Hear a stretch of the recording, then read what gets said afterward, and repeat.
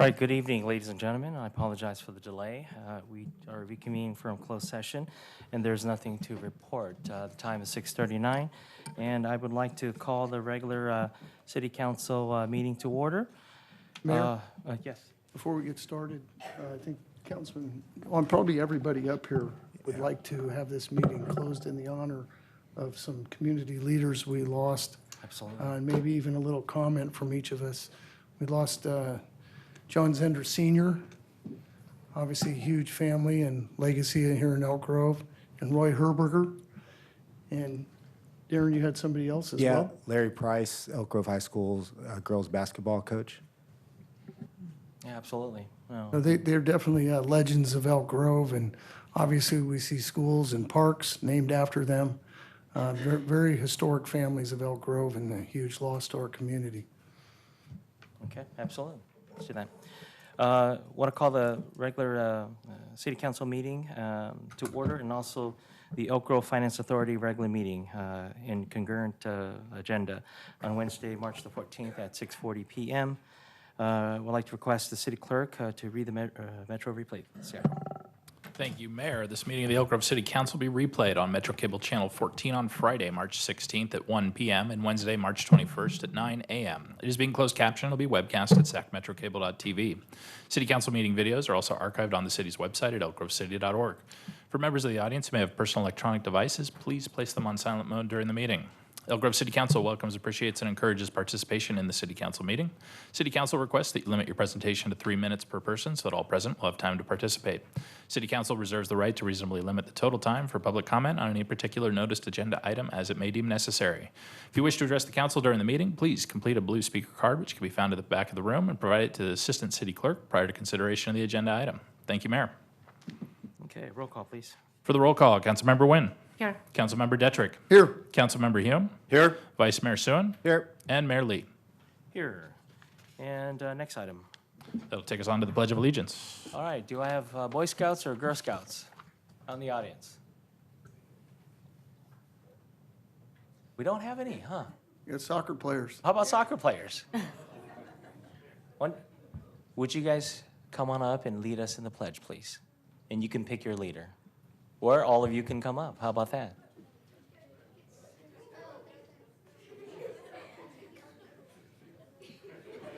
Don't be shy. Come on up. All right.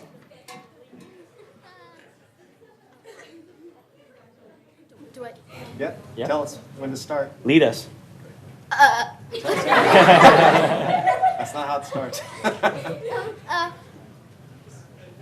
Aye. All right. Come on. Do I just speak and say the words?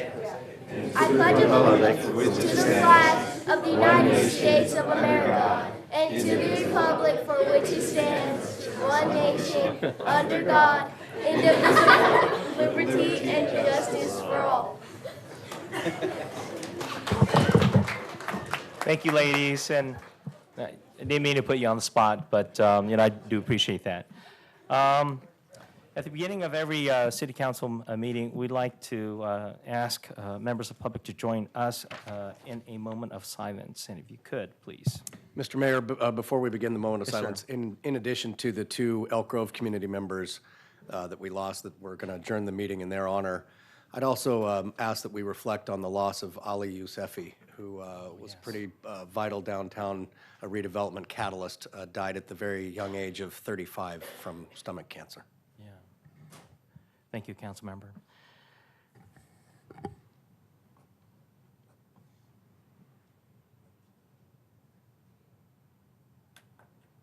Okay, thank you very much. I'd like to convene the City Council and the Finance Authority joint regular meeting. Mr. Clerk, statement of no compensation, please. So I'll do the roll call, which everyone's still present here, and all the members of the City Council serve as the board members of the Finance Authority. And I just wanted to note that no additional compensation or stipend is received by members of the City Council for their participation as members of the board for the City of Elk Grove Finance Authority. That'll take us on into the item 1A.2, which is a joint public hearing that was continued from February 28th, 2018 of the Elk Grove Finance Authority and City Council to consider adoption of resolutions approving the issuance and sale of lease revenue bonds for the acquisition and construction of an animal shelter and related financing agreements, and actions related to underwriting services in connection with the bonds and any necessary budget adjustments. All right. Good evening, Mayor and members of the City Council. I am Kara Taylor Seaman, Finance Analyst for the City of Elk Grove, and I'm here to present the result of the Finance Department's analysis and recommendation for funding of the city's upcoming new animal shelter. We do have a financing team that has helped us with all of the analysis and have a handful of those representatives here tonight. First off, Jones Hall is our bond counsel and disclosure counsel. Dave Fama is here. And is James here? Okay. We also have Fieldman Roll-Up and Associates. They are our financial advisor, municipal advisor. Tom Johnson and Dan Wiles are both here tonight. We also have Stiefel Nicholas and Company. They are the underwriter, and Eric McKean is here tonight from Stiefel. So brief history of the animal shelter. To date, the animal services have been provided by Sacramento County. Most recently, we entered into a 5-year arrangement that is going to expire on June 30th, 2019. The Sacramento County facility has been experiencing some intermittent interruptions in service because of capacity issues. So the building of the animal shelter is really timely for the city. So this slide, hopefully you can see it pretty well, shows the location of where the new animal shelter is going to be. It's in the southeast area of Elk Grove.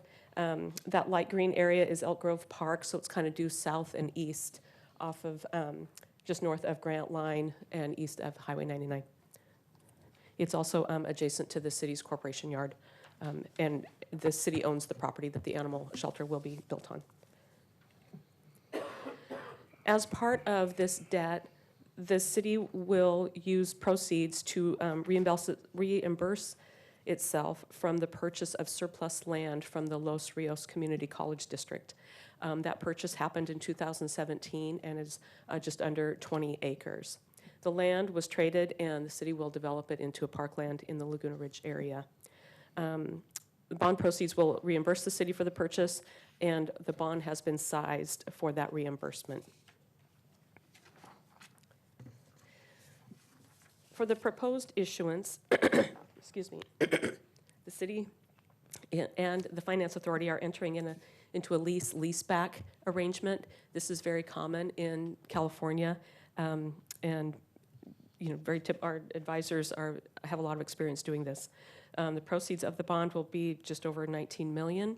That's what the city will see. The true interest cost will not exceed 3.95%. There's going to be 20 years of payments, with the final payment being made on November 1st, 2038, and our average debt service is about 1.3, 1.4 million. The next bullet point there is something that the Finance Department is pretty proud of. Standard & Poor has rated the city AA. That was a few months ago in the fall. We increased our citywide credit rating 2 bumps from it was A+, and now it's AA. The significance of that is that it really does reflect the strength and the stability of the city, also of the local economy and city management, all with budget and the flexibility, liquidity, our debt profile. This is excellent news. We estimate that as a result of this 2-bump increase, the city will save about just over $400,000 in interest payments over the life of the bond. And then finally, Stiefel will help us sell the bond on public exchange. For compliance, we fully intend to comply with all state and federal laws, including the city's debt management policy. Staff recommends that the City Council approve 2 resolutions. The first is to issue and finance the bonds. The second is to enter into an engagement with Stiefel, as well as to prepare any budget adjustments necessary as we finalize the transaction. And then finally, the Elk Grove Finance Authority also we're also requesting that the Elk Grove Finance Authority approve the issuance and financing agreements. We estimate we're scheduled to sell the bonds and close the first week of April, so April 4th or 5th. I would also like to point out to council that you did receive a green sheet for the resolutions, both the Finance Authority and the city resolutions, and I wanted to point out those two changes to you. And the true interest cost, as was presented here, shall not exceed 3.95%. The original resolution or original version was 3.42%, and the underwriter discount shall not exceed 0.45% or 45 basis points. The earlier version was 40 basis points or 0.4%. And that really is trying to give room for the market to move. So we wouldn't want to get authorization for something and then find the market has moved to a place where the limit on the interest, for example, means that that bond is not very marketable. So it was in looking at the numbers and even the changes that have happened in the last few weeks, it's like, well, more changes could happen. We want to be prepared for that. And so I did want to point out that those two changes. And with that, we can entertain any questions. Okay, questions? No questions? No? Thank you. Thank you. All right. Want to declare public hearing open. I want to open public comment opportunity. I see that one speaker is signed up to speak. Ms. Lynn Wheat.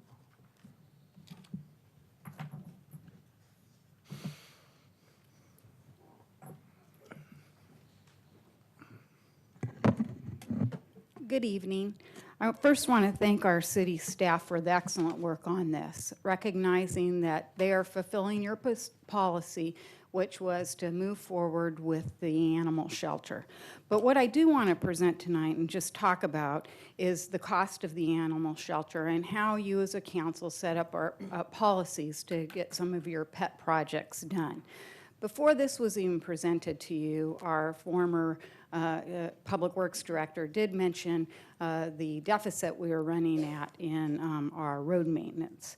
And so when we look at the cost of the bond and we look at the cost of what we're doing here, we're going to be using $3.9 million from our general fund via the property taxes to help fund this animal shelter. And really, the total cost for us of this animal shelter, when we have staff, et cetera, is going to be $4.2 million a year. So the City Council chose to make a policy to use our general fund money, our property taxes, to pay for this animal shelter.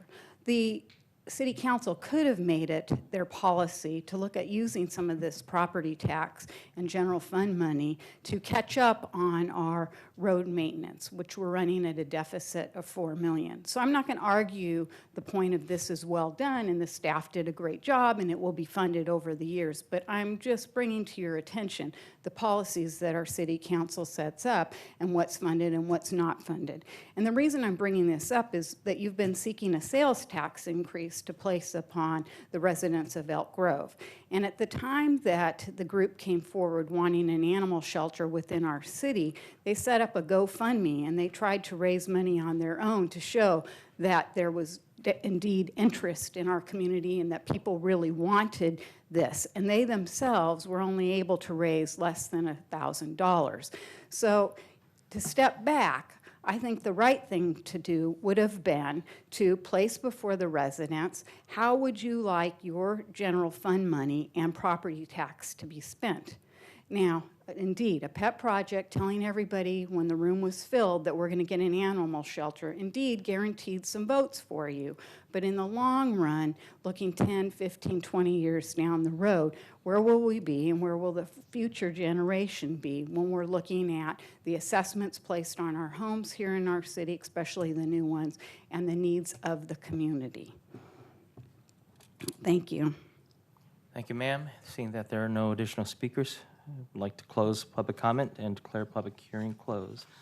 Council deliberation and direction. Mr. Mayor, I'd just like to correct one of the slides that Kara put forward saying that the animal sheltering service has traditionally been with the county. It actually started with the county, and then it went over to the SPCA, and then the SPCA basically told us our animals were no longer welcome there. We had to go back to the county, and then the county has told us that they're experiencing capacity problems, and basically their euthanasia rate would skyrocket, and not mention the fact that I felt it was unconscionable for our residents to have to go all the way out to the northern parts of Bradshaw Road at such a time as stressful as a missing pet. So Lynn's right, there's more needs than there is money to be spent, but I felt this was an important thing to spend money on, and I'm glad to see that staff was able to put this together and get the underwriting for it. So I'll go ahead and make the initial motion of the City Council. I'll second it, but I'd like to add on to that comment. And this came about only after we pursued many other options, trying to be more fiscally conservative. We looked at public-private partnerships. We looked at revamping an existing building, trying to find cheaper property. All of that came back into unfeasible solutions. So we went forward with this option, which is building our own. We feel that this will allow us to also to have room for, as our city is growing, we also be able to take on more animals to accommodate the future growth. So with that, I'll second the motion. Okay, anything further? Go ahead. Yeah, I think everybody's heard me before. If we're going to spend money, I'm going to spend it on two-legged versus four-legged. I'd much rather fund stuff for the kids than I would for the animals, but that's just my opinion. And we didn't have enough money to do the soccer facility when we were looking at it, because that would have been several $1 million a year out of the general fund. This is going to be a substantial $1 million plus every year in the red additionally. So I'm not going to support this tonight. Okay.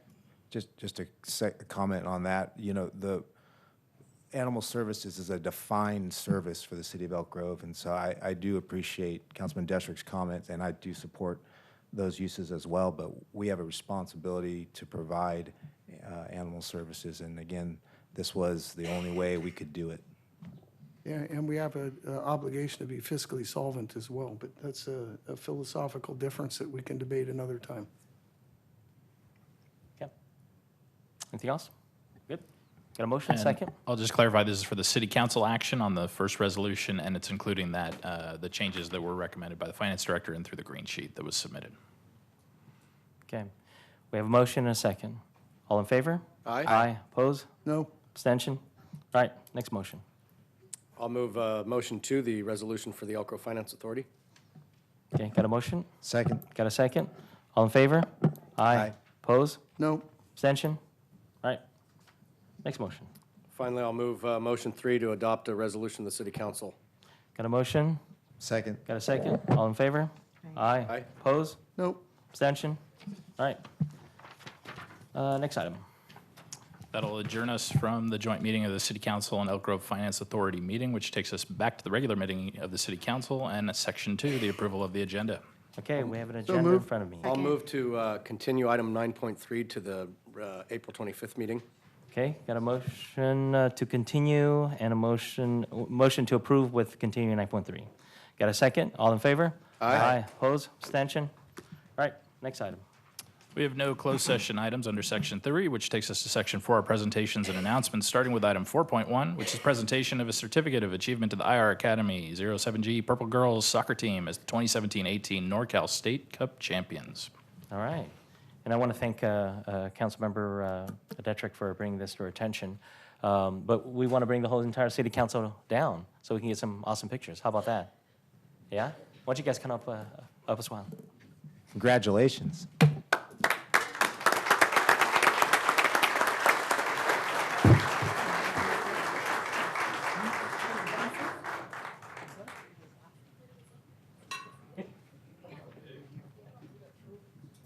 That's quite a trophy. Go ahead. Awesome. It's the other way.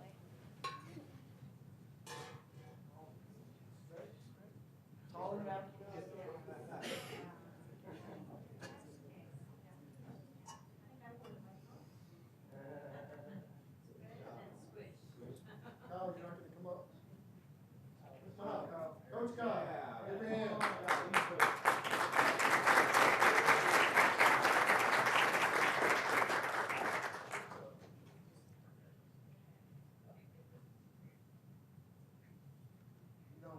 Kyle sent the email that you guys were qualified to go to the final round of State Cup, I said, I used to coach soccer, and I coach competitive. I coached under 10, under 11, 12, 13, 14, 15. So if you've ever coached at this level, you don't realize how high of a level of accomplishment that you guys were able to achieve. Because very, very few young men or women are able to accomplish this. And Kyle, if you know the data offhand, how many teams at their level compete for the State Cup? State 450. So 450 in this age group. So out of 450 teams of your age around the state, in order to take first place is a phenomenal, phenomenal achievement. And I think you guys, as you get older, you'll realize how big of an achievement this is. Because for many of you, this will be once in a lifetime. Hopefully it's many, but it's going to be few and far between. So we have a special award for you guys from the entire city council. What's that? You gals, excuse me. The IR Academy 07G Purple U11 girls soccer team, 2017 NorCal State Champions. On behalf of the Elk Grove City Council, we're pleased to congratulate Elk Grove IR Academy 07G Purple under 11-year-old girls soccer team for winning the 2017-2018 NorCal State Cup Championship. We are very proud of all the hard work and dedication deployed by the coaches, teams, players, and parents, signed by the entire Elk Grove City Council. Congratulations.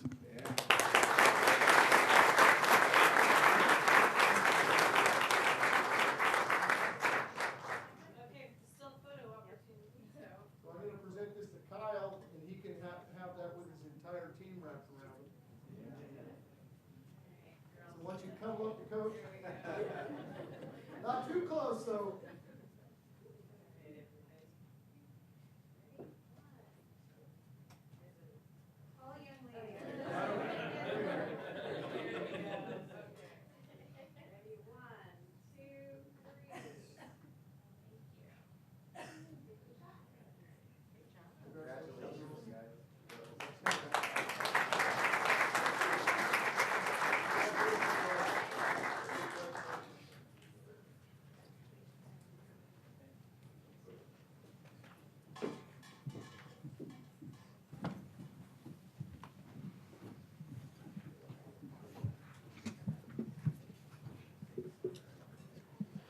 All right, next item.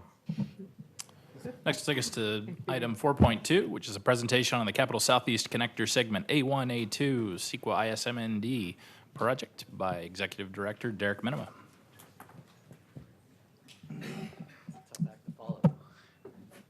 Derek, good to see you. Green light? All right, good evening, Mayor, council members. Pull the mic over to your mouth. There you go. Here we go. Is this a little bit better? Good evening, Mayor, council members. My name is Derek Minima. I'm the Executive Director of the Capital Southeast Connector Joint Powers Authority. With me here tonight is Namat Husseinian from Dock and Engineering. He's the lead environmental scientist for the project. We're here tonight to just give you a brief presentation. It's informational only on our status and the work that we've been doing on the Camera Road project in the city of Elk Grove.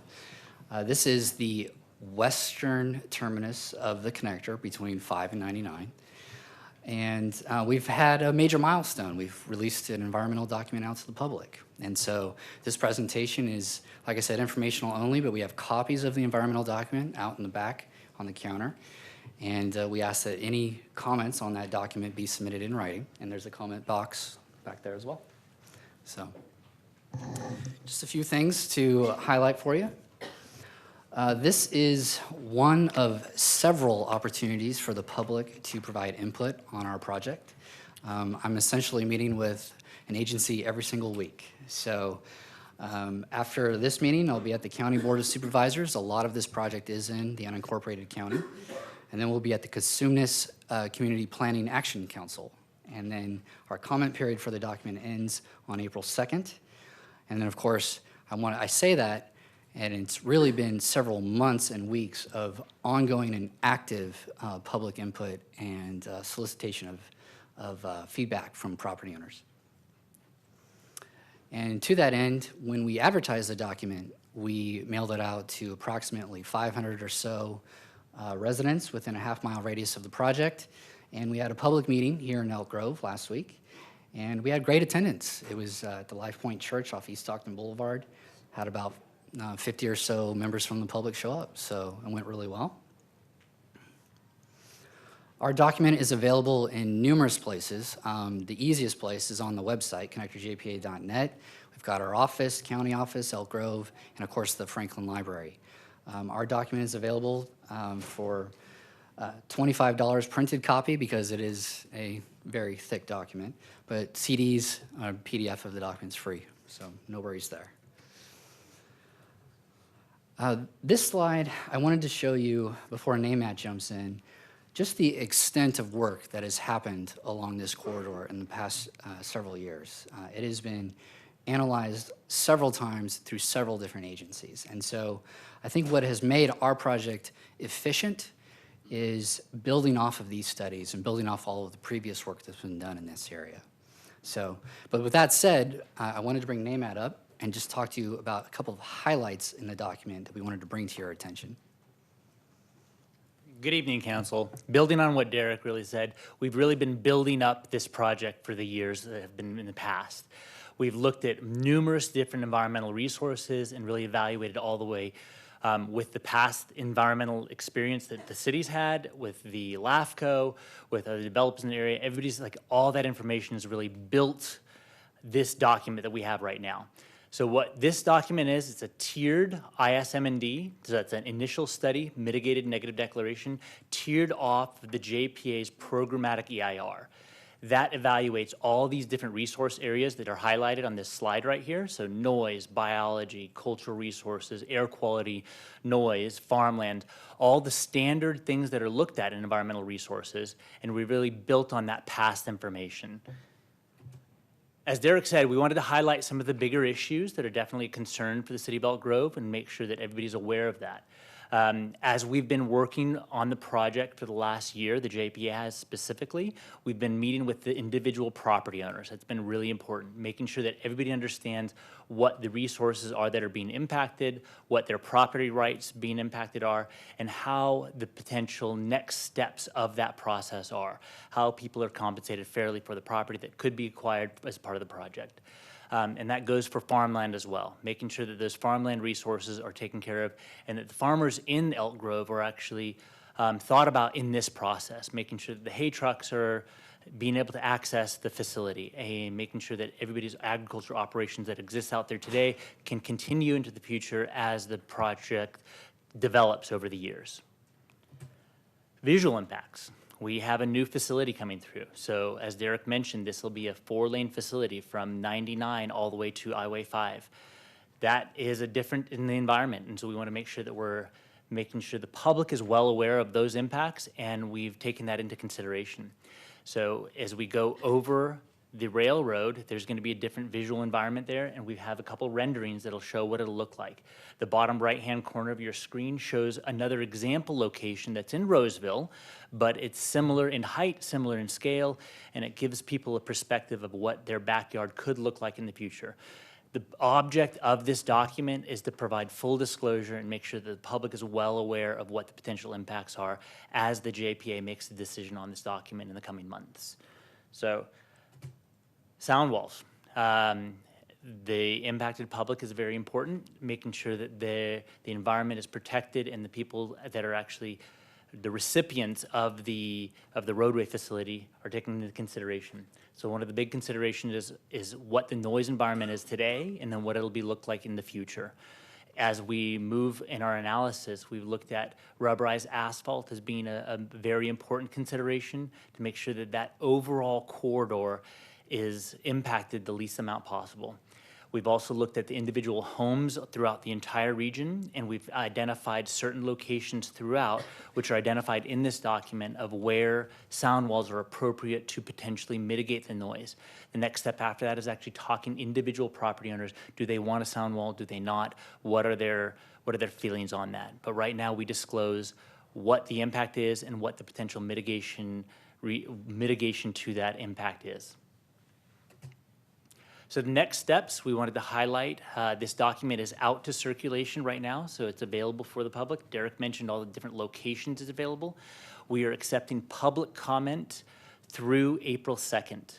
So these public comments at tonight's meeting, this is an informational item, so there's no public hearing component of it, but we do have comment cards in the back and a comment card box. So we would encourage the public and any members of council to provide those public comments so that we can address them directly and respond to those public comments as a component of this environmental document. The next steps, as you can see highlighted out here, we'll go through a NEPA analysis. We do have federal funding on the project, so that'll be the next stage in this, and that's the National Environmental Policy Act. Caltrans is the lead agency acting on behalf of Federal Highways for that, and that'll be happening through the fall of this year. Following the approval of both the CEQA document, California Environmental Quality Act, and the NEPA document, the National Environmental Policy Act, there'll be a right-of-way process, which will be the purchase of land for the actual construction. And then there'll be a design phase, and then finally into construction. And with that, we'd like to ask the council if they have any specific questions for us. Questions? Got one? Yeah. No question, just great to see, and the faster you guys can move this along, the better. This is way, way overdue for, especially for Elk Grove, let alone the whole region. Understood. Appreciate all you guys are doing. Thank you. Go ahead. I Vice do have Mayor. a question. Yeah. Derek, I concurred with Councilman Detrick on great work. I was going to pour out on this later on, but maybe I wanted to see what you found out when I was back in D.C. about the infra grant, and if you've heard anything from USDOT. We haven't heard anything directly on our grant application. We have some, things are moving in that direction. Recently, the United States Department of Transportation released their round of Tiger grants. Yeah. And so we did not apply for Tiger, but we kind of had that as our a milestone in our head, because we've always been told that infra would follow between 6 to 8 weeks after Tiger. Yeah. So now is really the key time to do what we can to advocate for our successful grant. And I think part of the upcoming Chamber of Commerce cap-to-cap trip will be well-timed. We're working very hard on setting an itinerary on who to talk to, how do we, educate and inform the stakeholders in the DC about our pending application. But, so right now I think no news is good news. Yeah. I'm cautiously optimistic.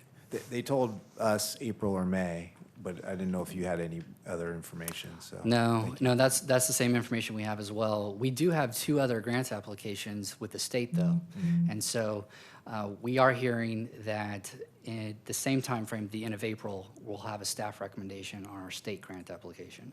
Awesome. So Thanks. all of this is really fitting well together. I mean, when we advance through environmental right-of-way, become shovel-ready, that's when we become very attractive to these large funding sources. And so I think we've got a good plan, and time will see. Yeah, thank you. Time will tell. Okay, go ahead. Thank you, Mr. Mayor. I normally wouldn't, as a Connector JPA board member, I probably wouldn't say this on a 4th Friday in Rancho Cordova, but on a Wednesday in Elk Grove, I feel comfortable saying this is the most important project that the Connector will deliver. Not only, what's that? True story, it is, because it makes that new connection between those existing interstates. But with respect to it being the only new greenfield roadway portion. Right. And then, I think of sort of the economic development vision that the city of Elk Grove has had for this area even before the connector was conceived. And so I look forward to pounding the pavement on the hill with you with cap to cap, and also whatever we can do here regionally for statewide monies just Right. spends just as well. Right. It spends easier, honestly. So, I mean, we're doing a lot to expedite our project. I think one of the key things here, NAMAT mentioned NEPA, the National Environmental Policy Act. One of our key strategies was to separate the CEQA and NEPA documents because we can control CEQA, we can control that schedule, and that's why we're able to get here so quickly. Caltrans is the lead, and you know, it's a great agency, but there's been a lot of turnover, and almost every person we're working with at Caltrans right now is new to the project. And so just the efficiency of bringing those people up to speed has you know, been a little bit of a challenge. But I'm hoping that in the next several months, we'll be through NEPA and we'll be a lot more, we'll be a lot sooner into right-of-way acquisition. And the other thing the JPA offers is, you know, we can have different types of contracts than traditional cities and counties. So, for example, in Folsom, we brought a contractor into the design phase. And that's certainly something we could explore here. We also have legislation that would allow us to do a design-build contract. And you know, that's really something that's appropriate if you have all of your right-of-way set. But it's just one of the tools in the toolbox. And so I think these early milestones to get through environmental are key, but then we have a lot of different options to continue to expedite things. So. Okay. Any more questions? Nope. Thank you. Thanks. Appreciate it. All right, next item. Take us on to section 5, general public comment. And we have a number of speakers lined up to speak. First up is Christopher Tan. Following Christopher is Betty Williams. And I would like to note as Mr. Tan approaches the speaker podium, he did submit a PowerPoint presentation to accompany his comments tonight. They were submitted timely in accordance with the city policy and reviewed by city staff, and I'll pull those up for him if he wants to pull those up. Good evening, Mayor Steve Lee, Stephen Detrick, Stephanie Nguyen, Darren Swin, and Pat Hume. It's a great honor to be before you guys today. I would like to share a Pull the microphone lower to your, Okay. yeah, the other one. The other one. The reason why I'm here. There you go, much better. The Thank reason you, why I'm Chris. here today is to share my thoughts and my presentation on why I will be applying for the position with the Planning Commission. A quote that stuck with me well has been, "The care of human life and happiness and not their destruction is the first and only object of good government." I've been carefully paying attention to local government and what's been happening around, and I look up to you guys. You guys have done great things for the community. You've been taking good care of people, and I feel that another quote I wanted to share is, "Do all the good you can, by all the means you can, in all the places you can, at all the times you can, to all the people you can, as long as you ever can."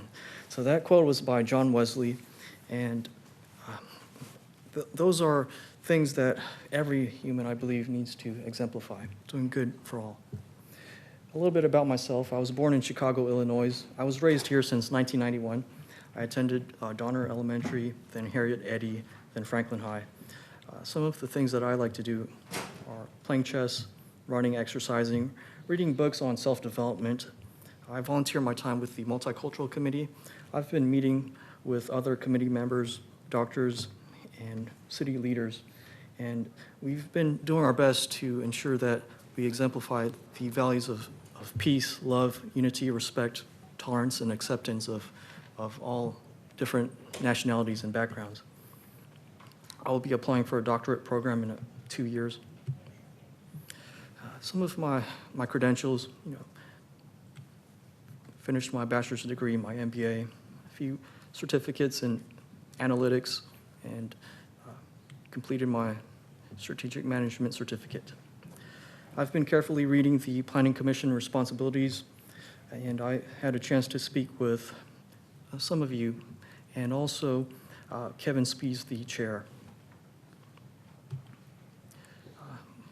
What I believe is showing respect for others, listening to people, participating in meetings.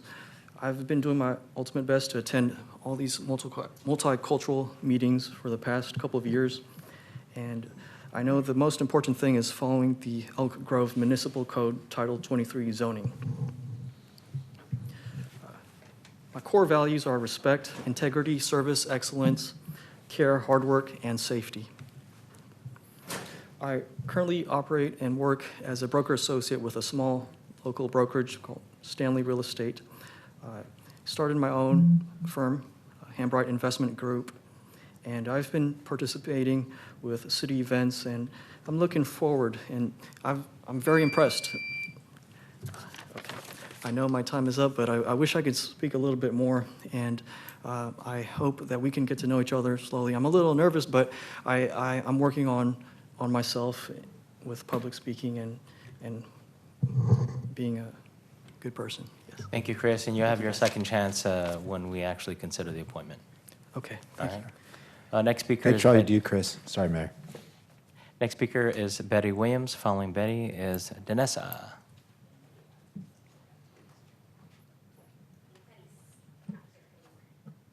Oh, she's not here? Smoked her out with your long session. Okay, come on up then.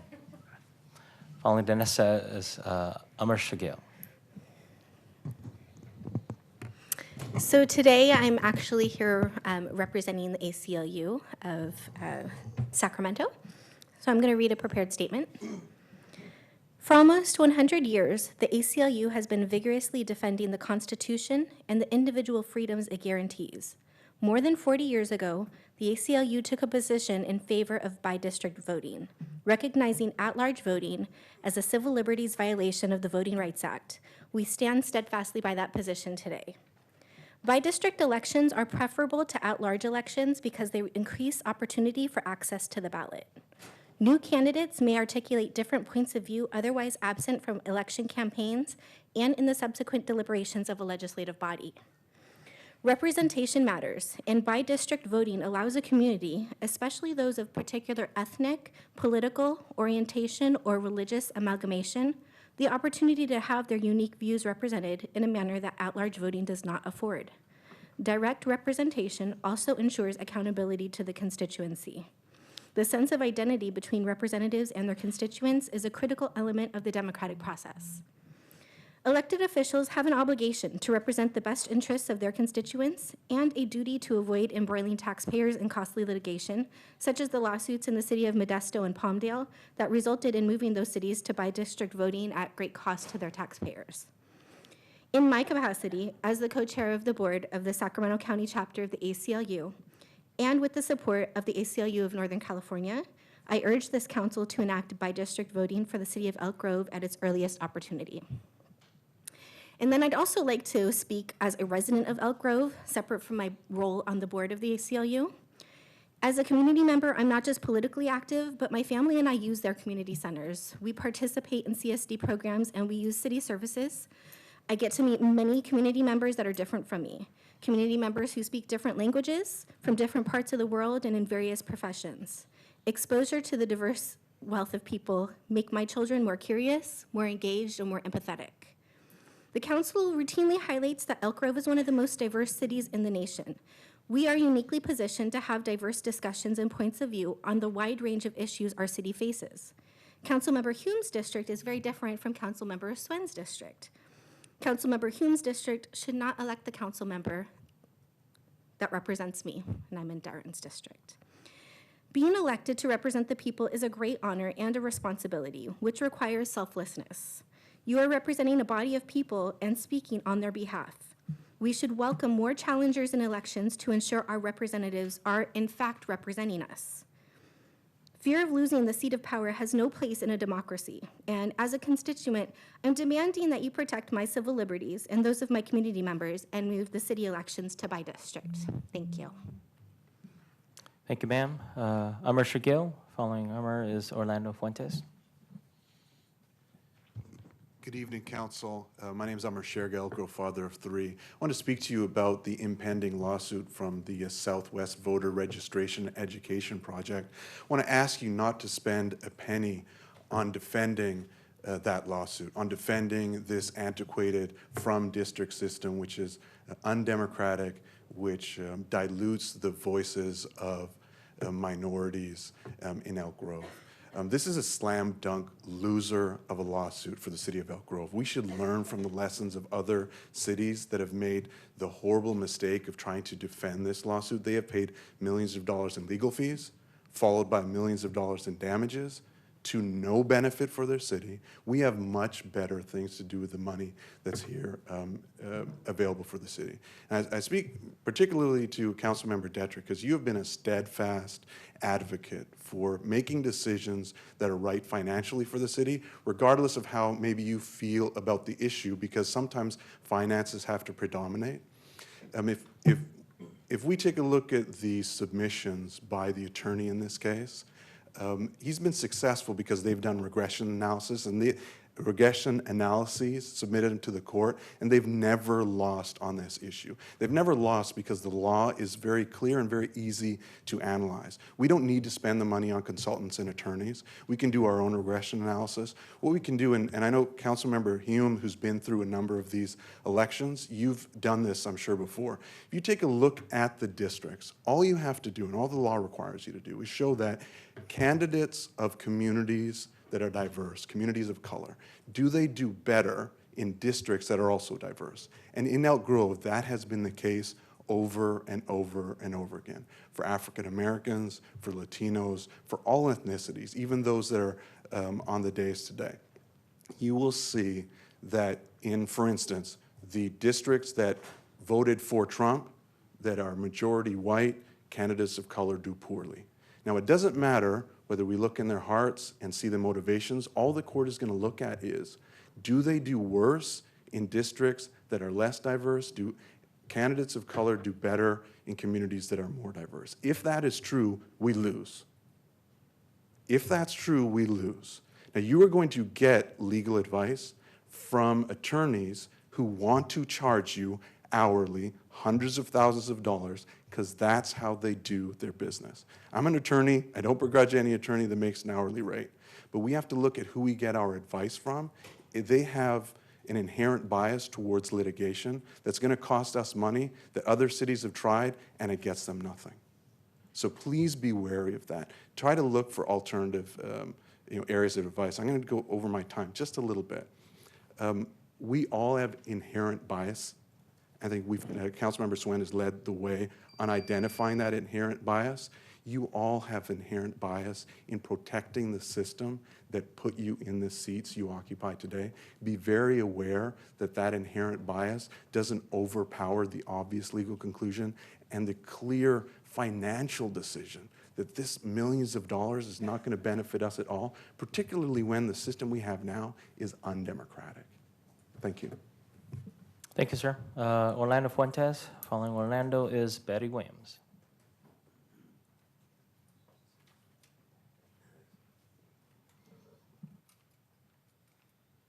Good evening, Mr. Mayor and fellow council members. It's a pleasure always to come before the council. You're familiar with my community work and involvement and all the hats that I do wear.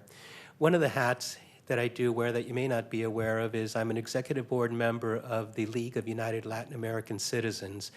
And as such, it's a civil rights organization, not just moving forward the rights of Latinos, but for all. When we move the civil rights forward of Latinos, we're moving the civil rights forward for everyone concerned. And I've been a voter registration activist for many years. The right to vote is a very precious, the most precious gift that a democracy gives us.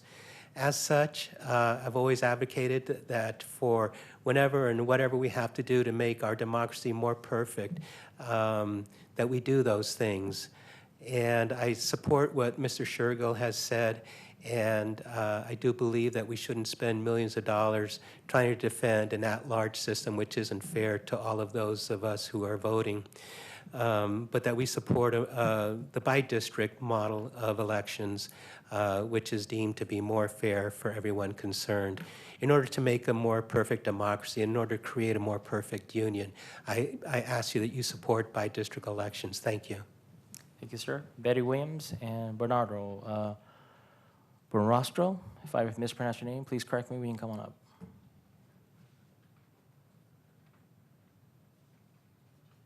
I'm not Betty Williams. she had to leave. My name is Allie-Ann Murphy Hassan, 27-year resident of Elk Grove, first VP of the Greater Sacramento NACP.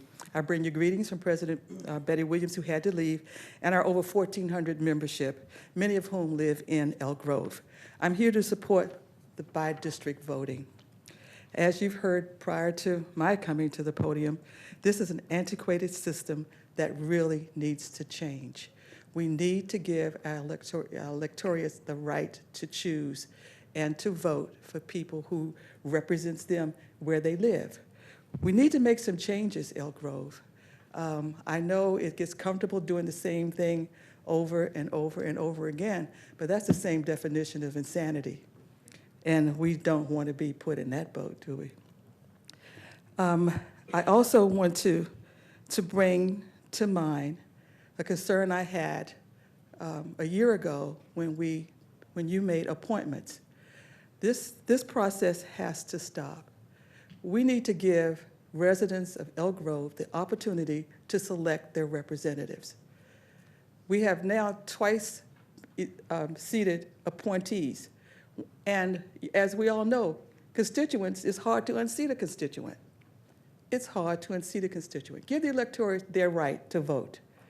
And with that, I hope that you do the right thing and open it up for the residents to have their say. Thank you. All right, Bernardo, come on up. Frank Freno is next. Okay. Ladies and gentlemen, council members, mayor, city staff, I'm the immediate past president of LULAC, the League of United Latin American Citizens of Sacramento. We cover the entire county. And also, I'm a 15-year resident of Elk Grove. My council has sent me here to urge you to adopt the by-district election system. Rather than look at the financial morass, our angle is this is a civil rights issue. I don't know who that person is. Apologize. My statewide organization is very tenacious when it comes to civil rights. Last year, the count was 31 municipalities that had converted over through our efforts and other organizations to by-district elections. This is a civil rights issue as far as we're concerned. We're going to be very tenacious and pursue this as far as we can. And it so happens that there are other organizations, you've heard a few of them, you've seen a few of them here. We're going to join as a coalition, and we're going to pursue this in a democratic fashion, in a legal fashion, and see if we can come to a consensus and an agreement that we should indeed have by-district elections. Thank you. Thank you, sir. Frank Freno. Following Frank is Lynn Wee. Hi, my name's Frank Freno. I'm just an American. I'm here because I'm pissed off. I'm irritated with the city. I've been dealing with you guys for 2 years now. You flooded my property. You knew about the problem. You didn't address it. The work wasn't taken care of. I prepared some notes here. I can go through notes of dates of contacting city personnel, having them out to my property to get inspections done, to get grading done, to get your easement ditches cleaned. Wasn't done, okay? Your personnel identified pipes that were coming from the city's easement ditches, dumping onto my property, utilizing my property as a drainage water storage area. Roland Castle came out, person who installed those pipes, told me the pipes were incorrect. I offered pipes that I had on my property to correct the situation. No, we got to pass that up the chain of command. Roland Castle didn't pass it up the chain of command. Therefore, my house flooded the following winter. I brought that to the attention of Bob Murdoch. Had a discussion with him. He told me to fill out a claim. I filled out a claim. He seemed compassionate, told me how to go about filling out the claim to get reimbursed for the costs that I sustained in taking care of my house flooding. Bob Murdoch promptly denied that claim, saying, well, that's just standard operating procedure. So I asked Bob Murdoch for all the city's records to the easement ditch that borders my property since the city inception. Going through that records, I have found that the city has known that there's a problem there for over 8 years, okay? Not just affecting my property, but the neighbor to the north of me as well. Once I presented them with the evidence that they were too lazy to look up and go through, they decided to honor the claim and begin work on my property. I had 3 meetings with city personnel out on my property, no less than 3. There was more than 3. No less than 3 meetings where a neighbor attended with me, where the city told me that they were going to take and clean that ditch out, realign it, get rid of those pipes, and move forward from there. The city gave me a permission to enter my property form. I looked through it. It looked close enough to what they had discussed with me. I signed it. They came out and did the work, okay? They didn't do the work that they said they were going to do. And even while they were doing the work, I started calling the city. What's going on? Why are we starting the work at the pipes and working towards Mecca Road rather than taking care of the issue where the issue was from the city installing pipes that didn't belong dumping onto my property? Today I'm here. I don't have time. I don't have good notes to tell you. But I'm here because this has been going on for 2 years. Again, my house isn't flooded this year, fortunately, because our rains haven't been what they were last year. But my property is flooded. The city is continuing to use my property as a water storage area. My property, not the city's property, okay? That's costing me tens of thousands of dollars from a little side business that I run, okay? I cannot properly fence my property, okay? I cannot properly raise animals on my property. I can't let my kids go out and run around on the property without worrying if they're gonna fall into this ditch of water that the city is continuing to put on my property without my permission, without any compensation. This is a nuisance, a continuing nuisance, and frankly, it's inverse condemnation, okay? You guys are taking and using my property every year as a dumping area for city water.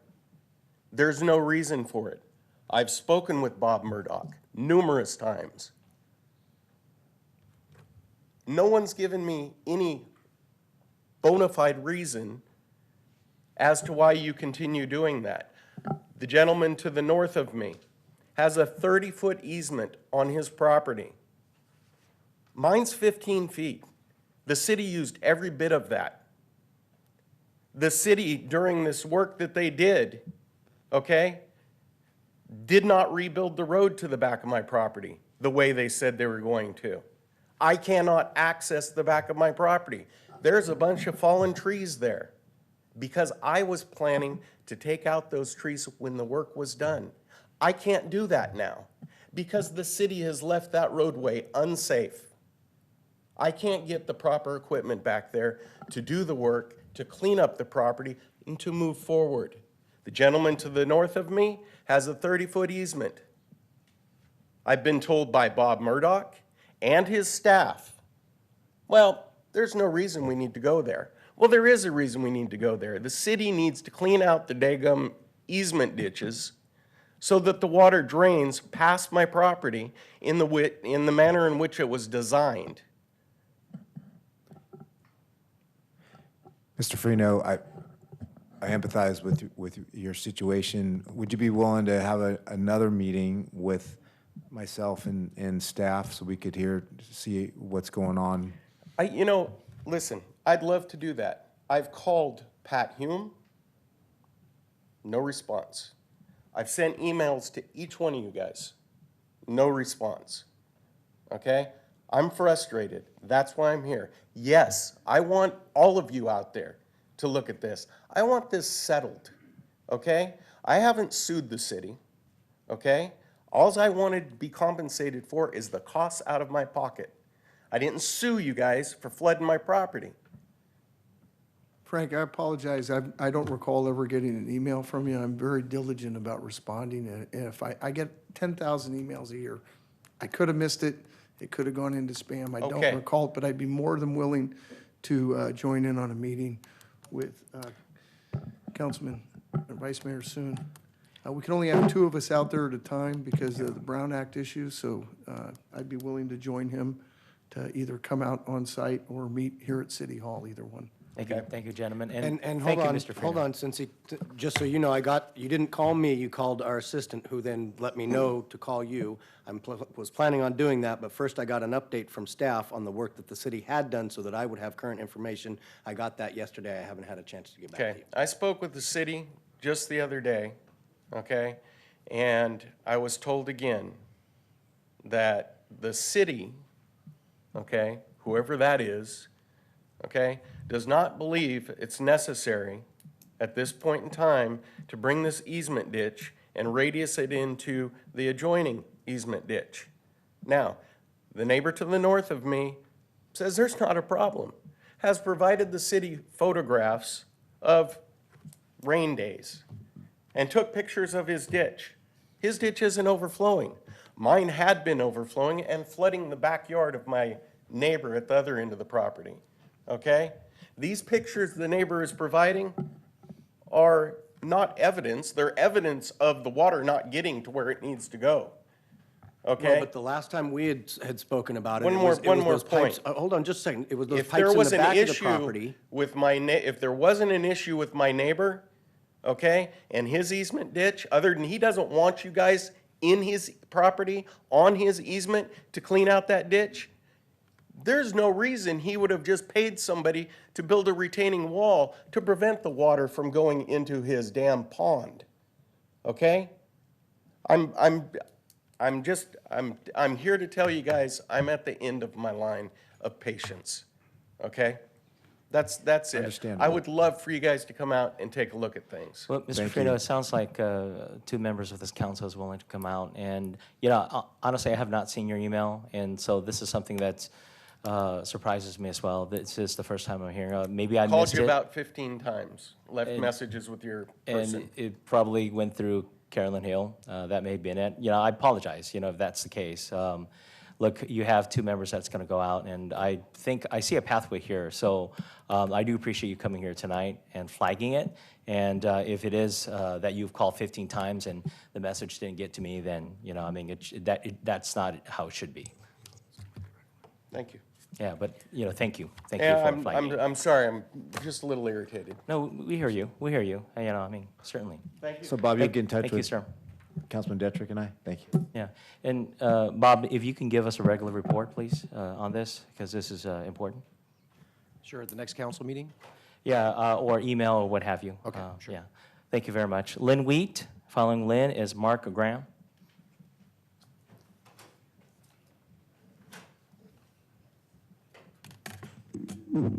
Good evening. So I really feel bad for that gentleman, but again, I think it speaks to some of the policies that we have as a city, which is directing growing outward and looking at growth outward instead of nurturing and caring for what we have within our city boundaries. So I think this is an example of it, that if our staff was able to really address the issues of our infrastructure that we currently have that needs to be fixed, that maybe this gentleman wouldn't be so outraged and upset and have to come here and bring it to your attention. It would have been taken care of. I just want to rebut a little bit of my comments earlier on the animal shelter and the bonds and the money that's going to be spent on that. So when we were under the county, we were spending $1.8 million yearly. It's going to be $4.2 million yearly for our city to take this on. And I recognize that the animals need to be cared for. But I also would suggest that we didn't work very favorably as a city previously with CSD or RT. And so we do have some history with other government agencies. And I'm just wondering if maybe we could have negotiated something with the county, because we've been working on building better relationships, that maybe we could have even expanded their facility a little bit longer. Because as Councilman Suen said, is that we're looking at growing our city. Well, this is the Ponzi scheme. We're looking at more houses for more property taxes to continue to fund some of these plans. So I just wonder, when the houses start being built, what shape our budget's going to be in. Now, the second thing I really wanted to talk about this evening was I sat before my computer, and I've applied twice for the Planning Commission. And I was going to put forward my application again, especially as being a citizen planner and having participated in our general plan or in our general plan update, reading all this information and looking at all areas of our city, not just particularly the district I live within. And in thinking about that and pondering it for a few days and remembering and reflecting about how it went for the Youth Commission selection, that we want to make sure we have all the schools covered or all the districts covered within an area, and we start to make selections based on district, I'd like you to consider a policy for our commissions that we make sure that each of our individual districts are covered within our commissions that we have. So we could put the application out initially for the district that's absent on that particular commission, and then if we don't have any respondents to that, then open it up to citywide. I think that that would be a fair process, because I saw a lot of youth commissioners, applicants apply to that, and how disappointing it is. It's great that we have such enthusiasm within our city for wanting to volunteer and participate, but I think that that might help be a fairer way for that and save some people some time in the long end. So I'd like you to really consider that. My last point, I am definitely for by district. I think it'll pull some of the money out that it requires to take to run against somebody, especially an incumbent, and it might do away with the appointment process, which in reality we've had 3 appointments, but Councilman Trigg, recognizing we needed to be able to have a fair process, chose not to run because he would be seen as the incumbent, and incumbents tend to have unfair advantages. So these are my points tonight. I thank you for your time as always. I know that I bring up some different issues that maybe you might not necessarily like and might be hard to hear, but I think it's a perspective that we need to share in our community. Thank you. Thank you, ma'am. Mark Graham. Following Mark is Linda Rivera.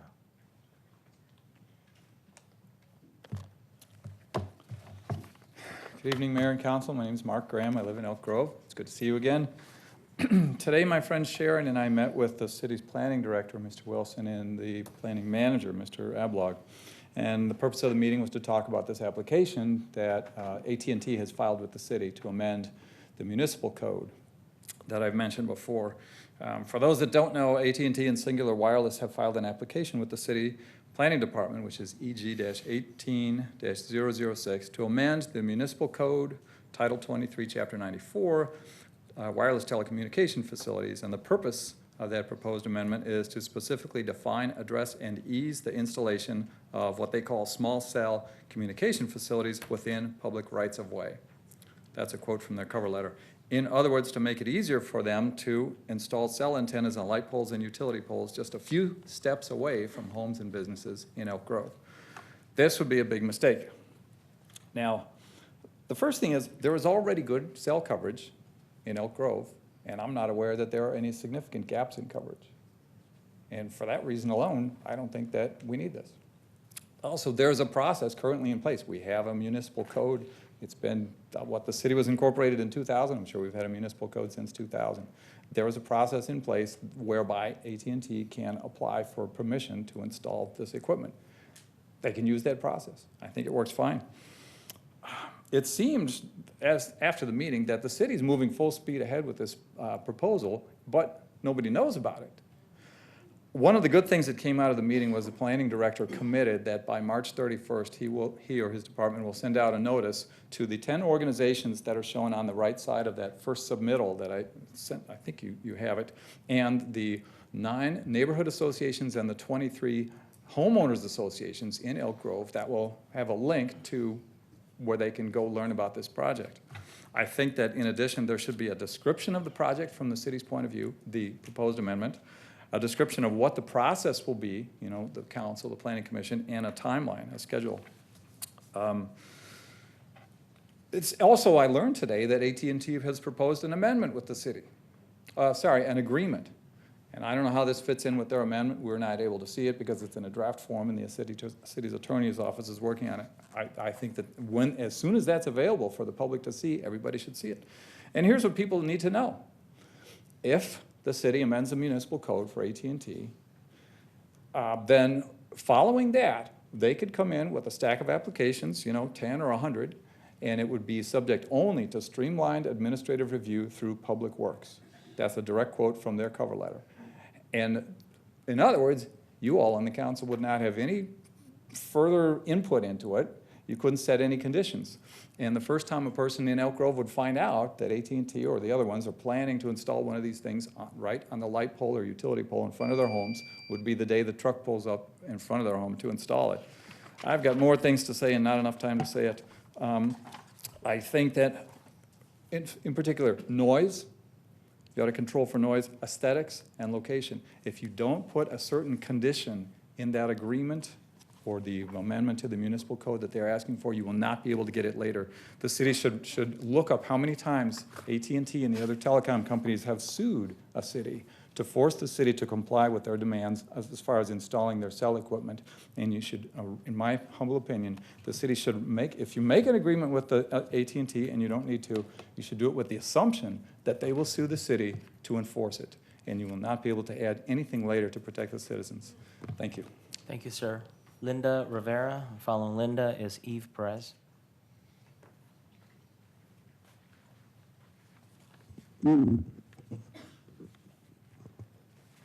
Hi, my name is Linda Rivera, and I want to thank the city and the Elk Grove Arts Commission for a fabulous performance last week at Lullaby Broadway. It was wonderful. I just enjoyed the heck out of it. But it really points to the need, and I hope the city would conceptualize and support having a stage and a theater in Elk Grove. It is time. And it also coincides with the city flyer that I recently received that said, spend your tax dollars in Elk Grove. Well, I go to Music Circus and other performances that are outside of the city because there isn't a venue here. I would like to recommend that we start off by maybe doing a tour of some area theaters, the Music Circus, the Harris Theater, the Sophia Theater that's just been completed, and then establish a small citizen committee that could work with the Elk Grove Arts Commission and work towards developing a theater. Whatever it takes, we'll be there. Thank you. Thank you, ma'am. Eve Perez. Following Eve is Andres Ramos.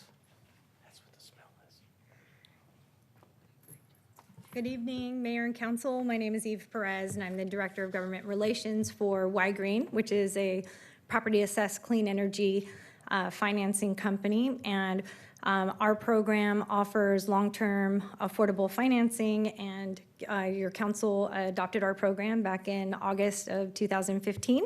So I'm just here tonight to, number one, introduce myself and also just give you a quick update on how the program has been doing since 2015. So We have financed 684 residential projects totaling just over $14 million, and also 4 commercial projects totaling $355,000. And these projects have resulted in the creation of 220 jobs, saving property owners almost $30 million on their utility bills, abated over 17,000 of metric tons of CO2, and saved almost 64 million gallons of water. So the program has been very successful, so we're really excited about that. And we do provide the data to staff to help your city achieve its climate action plan and workforce development goals. So that's my update. Thank you. Thank you. Andres Ramos. Welcome home. It's great to be back, although I never really left.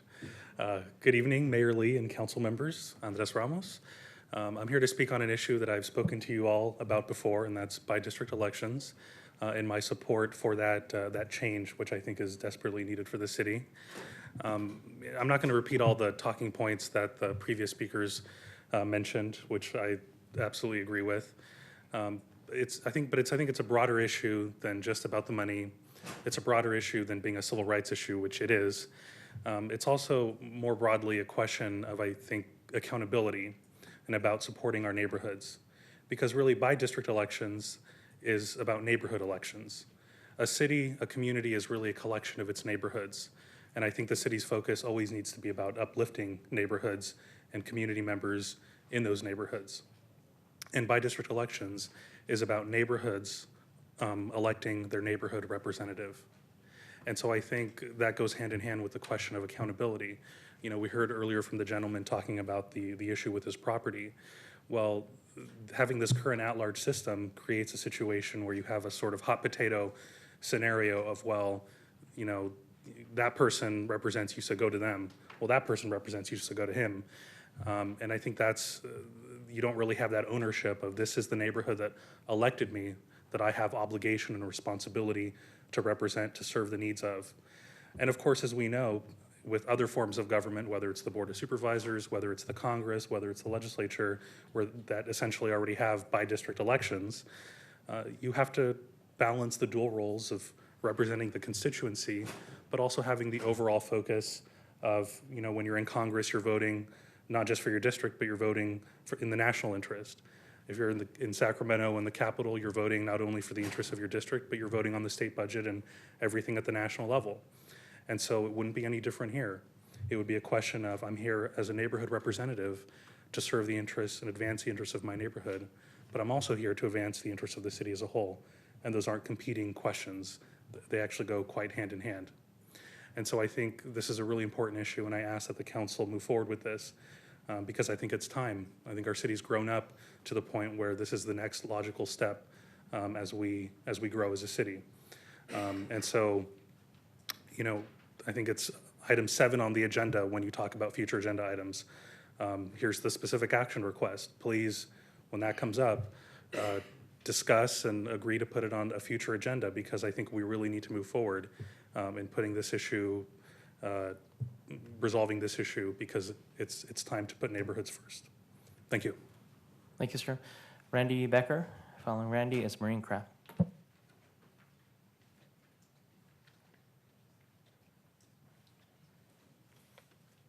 My name is Randy Becker. I'm a 43-year resident of the town of Elk Grove. I've come before you many times as I've sent correspondence back and forth over time.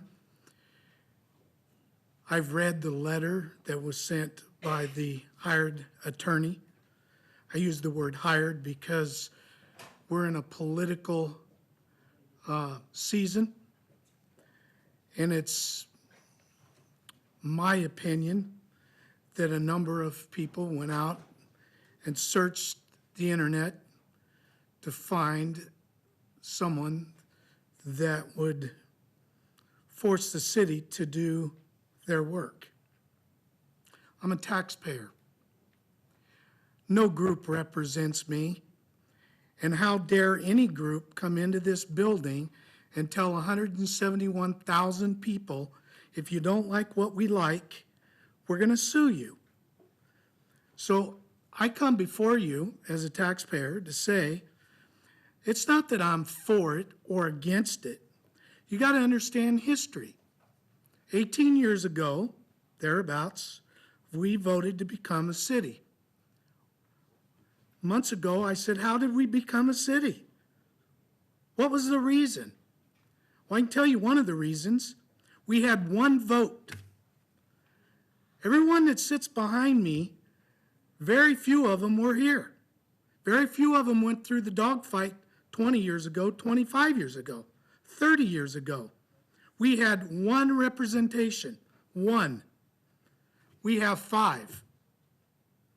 Now, I'm not going to say that by district isn't the way to go, but I can tell you right now, you want to hold a gun to my head, I'm going to fight like hell. Make no mistake. You want to make change? Let's sit down and discuss it. But if you're going to throw lawsuits and all this other crap, there's 171,000 people that have a right to a say, not you 5. Why? Because 2 of the reasons we voted for cityhood, representation and a control of our police department. Those were the 2 main reasons. If you don't believe me, go back and do the research. Don Natoli was doing a hell of a job for us, but every week he was getting his ass kicked. And if you don't believe me, look all the homes up and down the green belt from 99 to I-5. That is exactly why we have the growth. Exactly why. Now, my suggestion, if you give me a little bit more time, this is an election year. I would suggest that each and every one of you appoint a person to a committee, work with staff, reach out to the community as you did with the tax issue, adding a tax to the community. Do some research, find out if there is viability. Pat's made comment. He's not opposed to it. He's opposed to the actions. That was his words. I'm not speaking for him. And I think the other few of you would go along with knowing that the city residents would go along with it if there was viable interest by the citizens, not groups, not a small group, but a majority of the citizens. And it should be done over time, not by November, not by June. We didn't become a city over time. Another thing, do we have the number of representation now 18 years removed and maybe 18 years from now? We've grown. Where are we going with this? Just to make a change by district? That ain't the way to go. What is the overall aspect of the change that we need to provide for all the citizens of Elk Grove? Not a few. Thank you. Thank you, sir. Maureen Kraft, please. Maureen is the last speaker.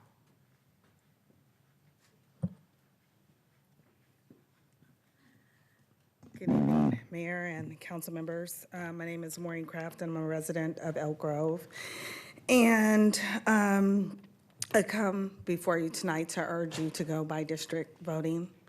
My quote is, "If not us, then who? If not now, then when?"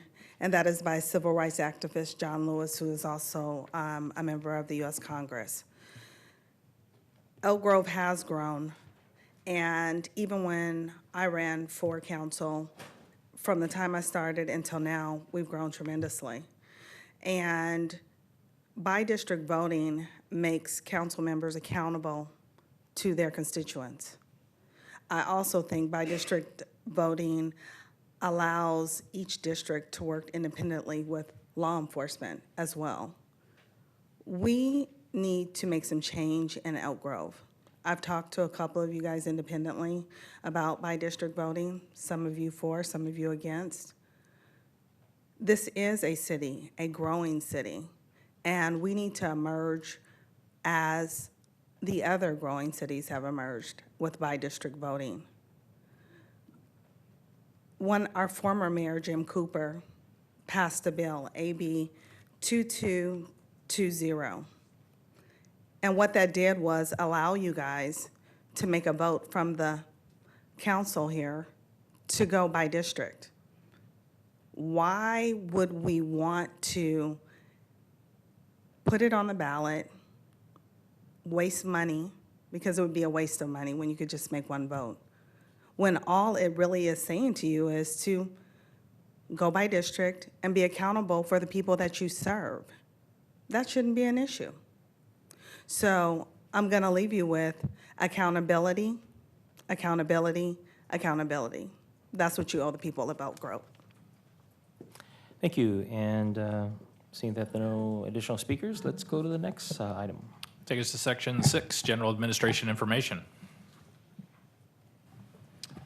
Good evening, Mr. Mayor, members of the City Council. The city manager had to run to a flight this evening, so I'm going to fill in for her.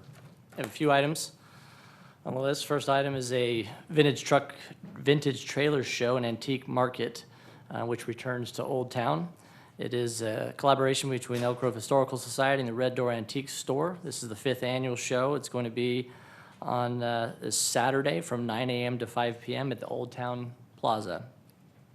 Another thing coming up next week on Tuesday, March 20th at 4:30 p.m., rain or shine, is the groundbreaking ceremony for the city's community center, which includes the senior center and Veterans Memorial Hall. The event is open to all members of the public to attend as we continue to build out the Civic Center. Also coming up is Mayor Lee's State of the City address, which is next Friday, March 23rd at the Falls Event Center, starting at 11:30.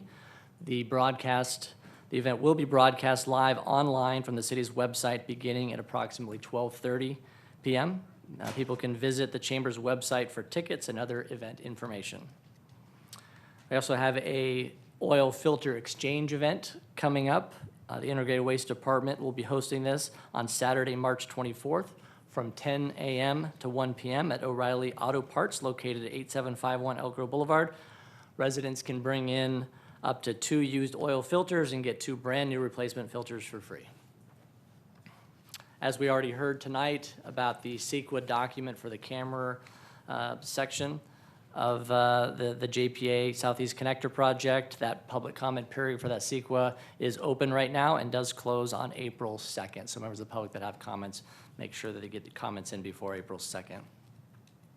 A couple of brief updates on some of the standing projects that the city's working on. I already mentioned the groundbreaking ceremony for the community center. We're anxious to get that going. Hopefully the rains will let up here pretty soon and allow us to actually get some of that work done.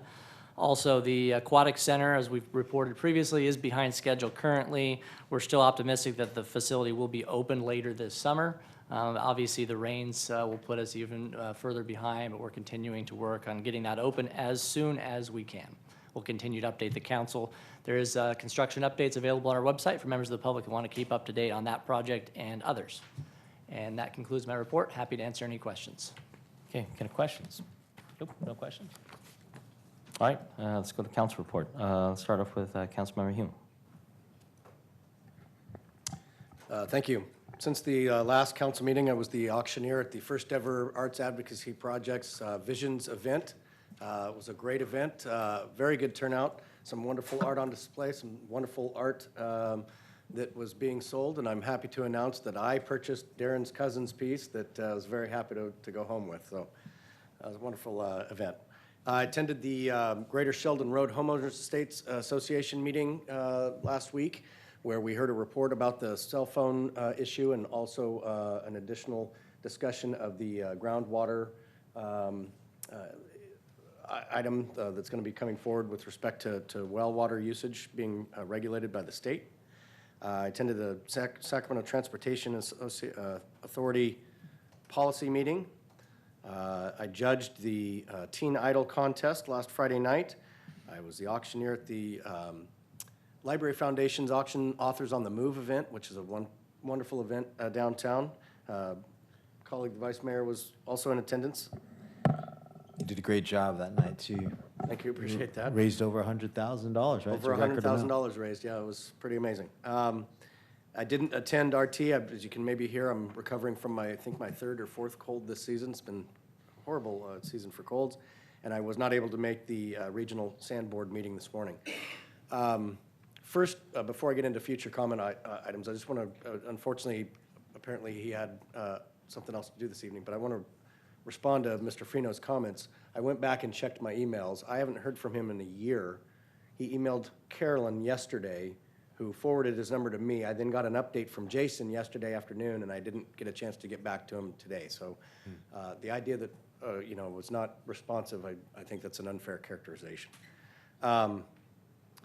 With respect to future agenda items, it's unfortunate Laura had to leave, but I understand. I'd heard from a constituent that the library update that was held in Franklin Library, that for folks over on the east side of town, that's a good stretch to get to, and they would like to have a presentation on the east side of town. I'm not sure if that's already in the works, but she was going to look into that for me, and so if you could follow up on that, Jason, I'd appreciate it. There was one. We had one at both libraries. And they just missed it? Okay. Yeah. Then I'll report that back to them. Thank you. And that's all I have. Thank you. Okay, Councilwoman Nguyen. Thank you, sir. Let's see, I attended along with the Vice Mayor and the Mayor, the Capital Region Executive Leadership in DC that was hosted by the Sacramento Asian Chamber in partnership with our Congresswoman Doris Matsui and the Mayor of Sacramento, Darrell Steinberg. And I'm gonna let them speak on a little bit too. I'm definitely not gonna take away the thunder from the Vice Mayor around transportation, but we had an opportunity to hear from Kevin Thompson, who is the CEO of Transportation of America. And the one thing that he said when he first came up, and he addressed us all about transportation, is that states, you're on your own, is the way the new administration said it as far as transportation, and that we need to find ways to figure out transportation issues out on our own, and that they're limiting the funding federal, state, and locally, and that we're pretty much on our own for this. So as we talk about transportation, we want to think about that as well too.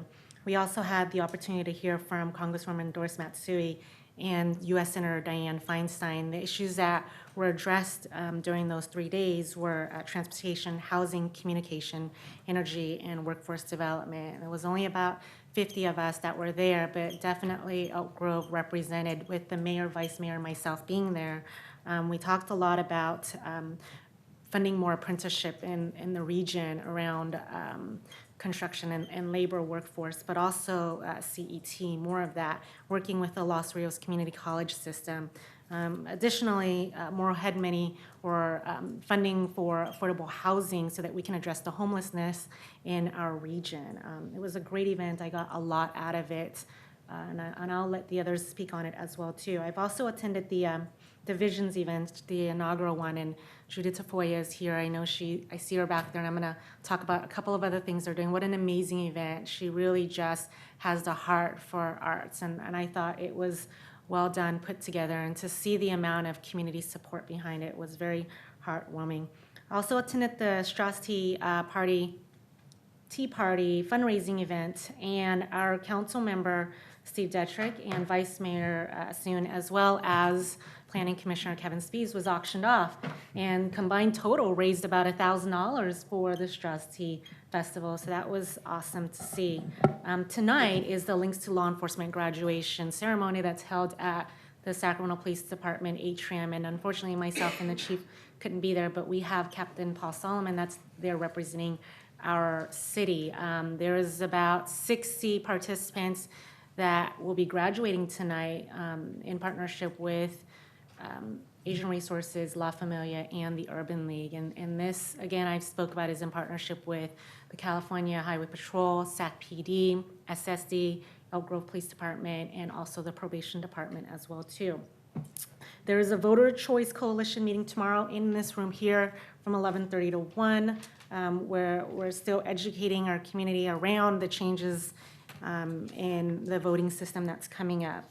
And then I want to talk about the big event that's coming up, and I'm going to have Judy Tafoya and also Miss Deb George stand up. They're standing back there, or sitting back there, as well as Corey Rivers, who put together a nice little media release here. But there is an event that's going to happen this Saturday, and this is a year in the making. There's going to be 20 students from Sheldon, Pleasant Grove, Elk Grove High, Franklin, and Valley High that have come together, and there's going to be a mural that they will be working with and painting that during that time. This is going to happen on Saturday. It's called Walls Out Loud, and this is after a Sacramento project that was put together called Wide Open Walls. And this Walls Out Loud name came from our very own Judy Tafoya that's back there. It's going to be from 9 a.m. to 4 p.m.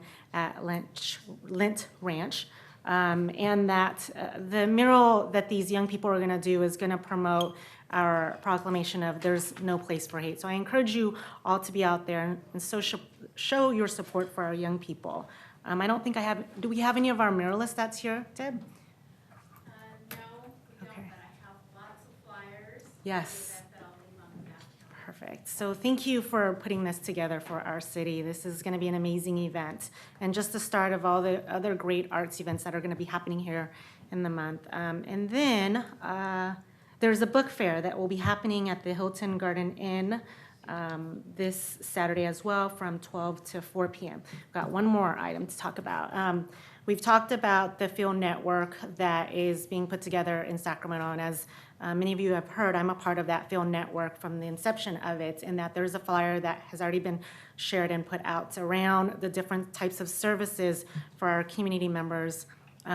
Anything around training and technical assistance to supporting the immigrants that are residents within our city. And I've decided my organization is not applying for this funding. However, I feel that we want to support the folks that are here in our city. And so there will be some workshops, some classes, some educational pieces that I will be hosting here in our city around Know Your Rights and knowing what's out there to assist not just our immigrant population, but just anybody in general that is out here. So look for more of that to come. And I think that's all that I have. Excellent. Councilman Detrick. Thank you, Mayor. So I had the opportunity the week before to be one of the judges of the Teen Idol. And if Councilman Hume had any level of talent compared to what the night I was there, the competition is so fierce this year. I mean, every year I go, there's no way it can get better. I don't know how yours was, but ours was, for the first time out of the gate, we had 11 contestants, and 9 of them were phenomenal. It's going to be a good semis. So I'm just so impressed with the kids that are coming out on this stuff, not just from Elk Grove, but around the region. And I think as Councilman Hume and I, probably 2 of the older ones, either judging, or I know he's also done emceeing. We're starting to see more and more kids also want to come from other cities around Northern California because of the reputation that this is getting. So that's, it's raising the bar not only across the region, but across Northern California. I had a chance to go, I think we've got the Queen of Arts in the audience today, Judy Tafoya, and we've got several items that we all went to the inaugural arts I think everybody was there that night, and phenomenal event. My favorite, though, was the lullaby the other night. That was, I didn't know what to expect because I've been to several functions that have been put on, and that was first class. And this was a free event to the community. It was sold out, 500 tickets, but I guarantee you everybody at the end of that night would have paid to have gone there. That's how good it was. I went to Waterman Brewing, several of us there to it was their 1-year anniversary, but they never had a grand opening, so they sandwiched the two together, and Don Natoli joined us there, and it was pretty neat to see all of us there. They were very, very happy to have the support. And it's another great addition into the mission that we have, trying to bring more and more breweries here, tie it in with restaurants. Had the opportunity to join Mayor Lee to present the key to the city to Joseph Sieber for his, we normally do it when they become 100 years old as a centurion, but we weren't made aware of it till his 101st birthday. So we had the opportunity to award it to him and his family this past Sunday at a family birthday party. And those, as the mayor and I talked about, those are some pretty special times, the opportunities that are created for us as council members to recognize people, and like the young ladies that were here for soccer today, to be proud of our community and to recognize those that have exceeded. And I think one of the funnier comments that we talked about, when he was born, the average age of a man was 47. And I told him, I said, well, you sure beat the heck out of that one. That's all I had. Great. Vice Mayor, please. Thank you. So just to add on to Councilwoman Nguyen's comments, back in DC, we had a good meeting with the U.S. Department of Transportation. For folks may have missed my statement earlier, our hope is that we'll hear results from the infra grant that the Camera Road project that was heard about earlier was submitted for by the Southeast Connector JPA, which Councilman Hume sits on. So they're expecting results back in April or May. The disappointing thing that what Councilwoman Nguyen mentioned about the administration's stance about making state and local governments pony up more money for things. Their position is mostly infrastructure. 80% of the infrastructure is in states and local governments, therefore they should pay more. It was consistent from our meetings with the USDOT, with the White House briefing, with listening to testimony to the House Transportation and Infrastructure Committee by Transportation Secretary Elaine Chao. The only saving grace, I guess, is knowing that many other states are suffering the same thing. We heard Congressman Sanford talk about, lament the same issue, as well as congressmen from both New York and New Jersey on their tunnel projects. So there was, everyone had obviously a lot of the same concerns. And there was Congressman Denham also talking about some flooding issues, even though he was addressing the Transportation Committee. So our only hope is that Congress sees that and they definitely are able to restructure that infrastructure plan, something that is more equitable for states and local governments. I had our American Leadership Forum meetings. It was the second to last meeting, so hopefully we're looking forward to graduation there. I know Councilman Hume's been through the program.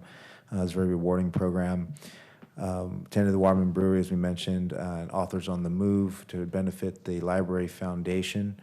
And then with the mayor, we attended the North Laguna Association meeting. And that's an interesting homeowners association because they straddle not only Councilman Detrick's in my districts, Districts 1 and 3, but they also straddle Sacramento, City of Sacramento's Districts 7 and 8, Councilman Carr and Councilman Jennings. And so the hope there is to recognize just because we live in different cities, we could have the same issues. And so we're hoping to send the message to our residents in Elk Grove. They're definitely free to attend that meeting and leverage some of the services that City of Sacramento provides, and City of Elk Grove, perhaps we can help out as well when needed. That's all I had. Thank you.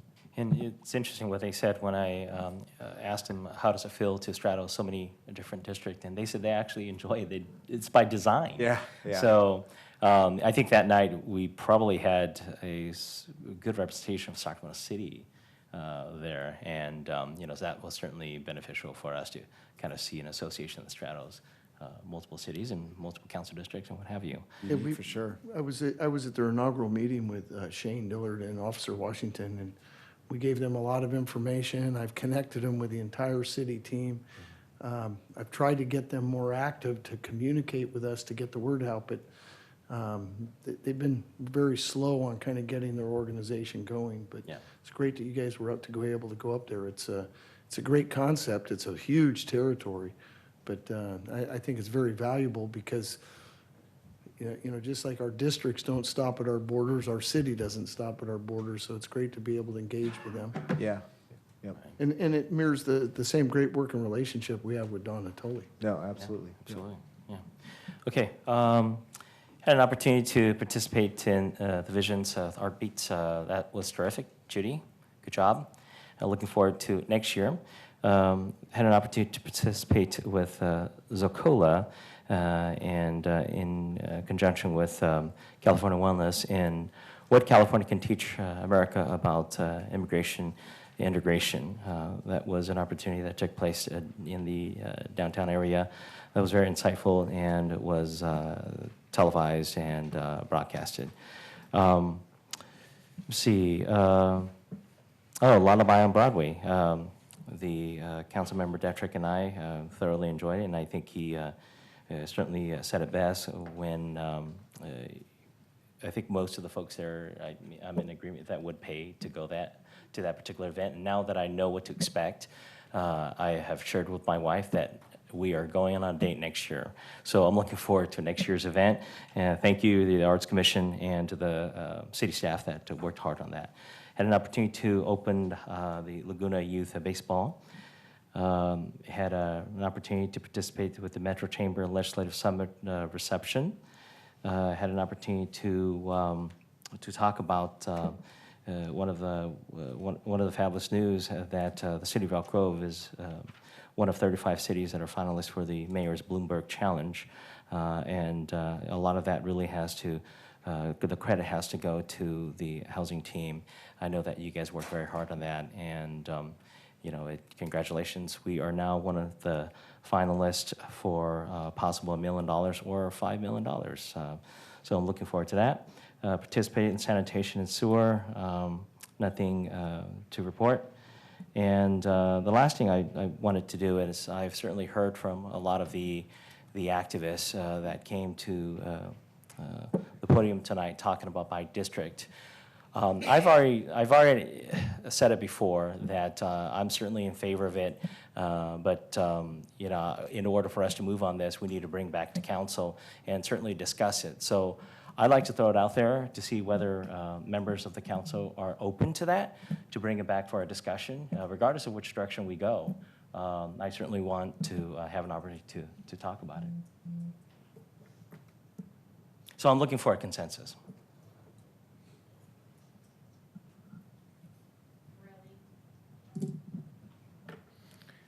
Anyone? I think this council's talked about it before. I think this is why you hear silence, Mayor. Okay, going once, twice, I hear nothing. You only have one. All right. Mayor, if I may, I just want to add something on. At the conclusion of the Walls Out Loud event, the mural will be completed. I believe it would be nice, and I think the folks putting this on would agree if we could display it in City Hall's lobby. Oh, that'd be terrific, yes. Do we need any kind of formal council action to do that, or would nodding heads act as direction? Okay, I think that'd be a good thing to do. That works. All right, okay, next item. Take us to section 8, our consent calendar items. All right, want to open public comment? Seeing that nobody signed up to speak, want to close public comment? Council deliberation and direction.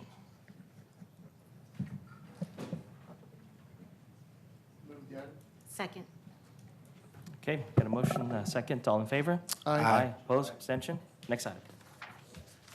Take us to section 9, our public hearing, starting with item 9.1, which is a public hearing to consider general plan amendment, specific plan amendment, and rezone tentative subdivision map and design review for subdivision layout for the Treasure Homes 2 project.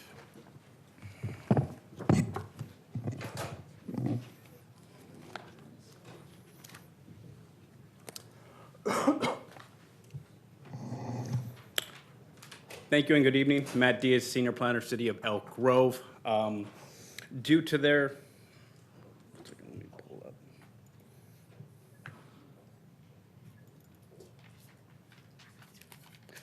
Due to the proximity and similar requests of items 9.1 and 9.2, you might see some overlap in some of the exhibits and discussion you hear before you tonight.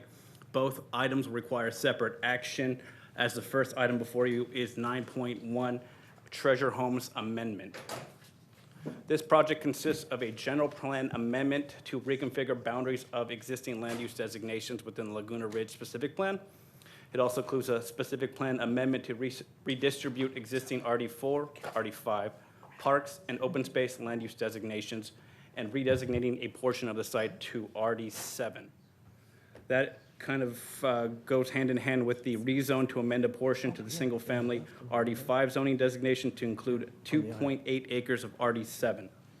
This also includes a tentative subdivision map to divide 57.1 acres into 192 single-family lots, 2 park lots, 1 open space lot, and a detention basin with 2 landscape corridors. That involves a design review for the subdivision layout and tree removal permit for the removal of 3 trees on site. This project is located at the southwest portion of the Laguna Ridge specific plan. It is bordered by the East Franklin specific plan to the west and the southeast policy area to the south. This is a before and after of the general plan amendment showing the existing general plan and the proposed general plan designation to the right. Again, the general plan is to modify the existing boundaries of the existing land uses. There is the SPA amendment and the rezone. As you can see, the RD7 is being added, the 2.8 acres of RD7 along Alefa Avenue. The tentative subdivision map reconfigures a portion of the detention basin and the park area. That resulted in a shifting of the land use types and layout. Little background, the original Treasure Homes project was approved in 2006. Revised drainage projections has resulted in modification to the drainage basin. That led to modification of the existing layout, which is why on September 24th, the applicant submitted a revised subdivision layout with the general plan and rezone request. On December 7th, the Planning Commission voted to recommend denial of the project with the main concerns involving the idea that the rezone and general plan may set a precedent for the region and that the RD7 on Alefa was high-density housing, which may result in traffic impacts as well as impacts to the surrounding homes. As response to that, staff still supports the project as this general plan amendment is for the boundaries only and not the land use. The proposed RD5 and RD7 designations are well within the low-density housing range as envisioned by the general plan. The 13-unit increase from the original 179 units to 192 from the previous approval did not warrant further analysis for traffic impacts. While staff acknowledges the Planning Commission concerns, we are still in support of the project moving forward. There's a comparison. The one on the left is how the previous Treasure Homes approval fit within the surrounding projects. To the right, you see the Treasure Homes with the revised Tuscan Ridge South, which you'll hear in item 9.2. The Parks and Trail Program. This indicates the Treasure Homes project just south of the Tuscan Ridge subdivision. This will include new improvements, a Class 1 trail along Tilia Avenue, a Class 1, a detached 7-foot on Bilby. Here is a circulation of the project indicating proposed signals for the area as well as the street system. The star indicating where the proposed signal may go off of Bilby and Tilia Avenue indicates reference to a condition of approval, condition number 48, which is about signalization of the project at a future time. As part of this project, there was a design exception for an engineering standard that was for centerline radius. We are in support of the exception due to the fact that the roads will line up and be corresponding as opposed to not being corresponding if we were to deny the exception. Environmental studies was included was an arborist report, noise study, biological resource analysis, which indicated that no additional impacts were proposed with this application beyond what was originally discussed or reviewed as part of the Laguna Ridge EIR. Again, staff maintains support of the project and recommends that the city council introduce and waive the first reading of the ordinance to approve the rezone and approve a resolution declaring the city's intent to approve the general plan amendment and approving the specific plan tentative map and subdivision with the tree removal. At this point, that concludes my presentation, and I, as well as the applicant, are here for any questions.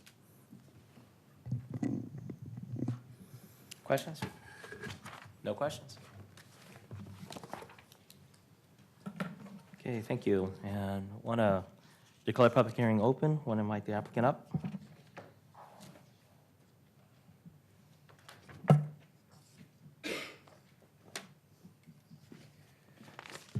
Good evening, Mayor, council members.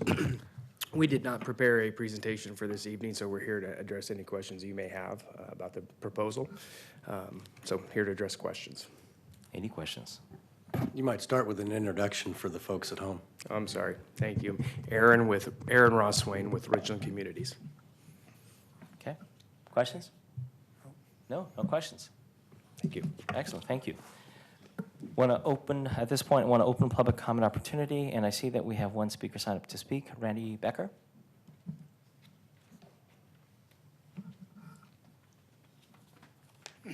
Thank you. 1993, I bought my first home. Paid $146,000 for it in Fallbrook. I don't think that could happen today at all.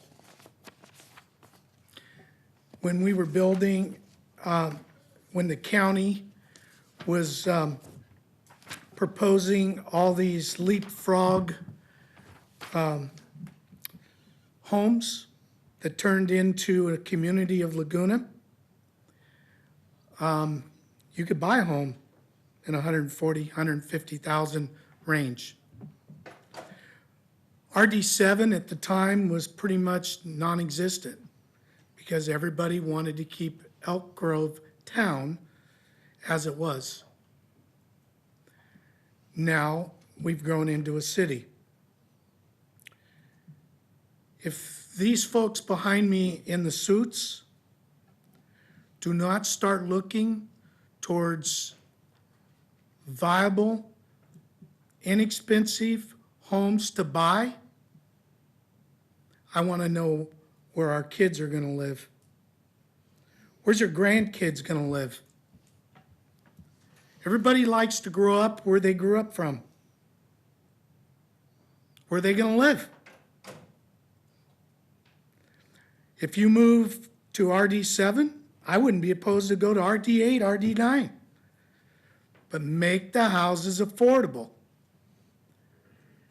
This comment is for both of the projects in front of you. I would say to the group, the answer is no. We want, if you want RD7, we want homes that our kids can afford. The other issue, in the change from RD5 to RD7, is there any taxes from that change going to transportation? Because if we don't give monies to the outside sphere, then these people that are going to buy these homes in the RD7 just impacted my life. How are they going to pay for it? They're driving on the same streets I'm driving on. We're talking about monies for transportation costs, potholes. Who the heck's going to fix them? So I would say to this council right now that we need to tell these people, no.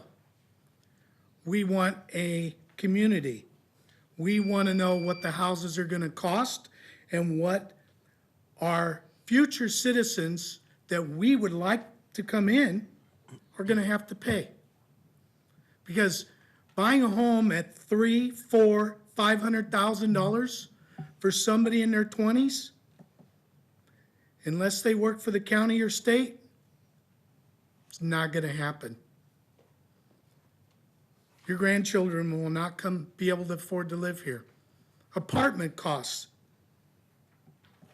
They will not live here.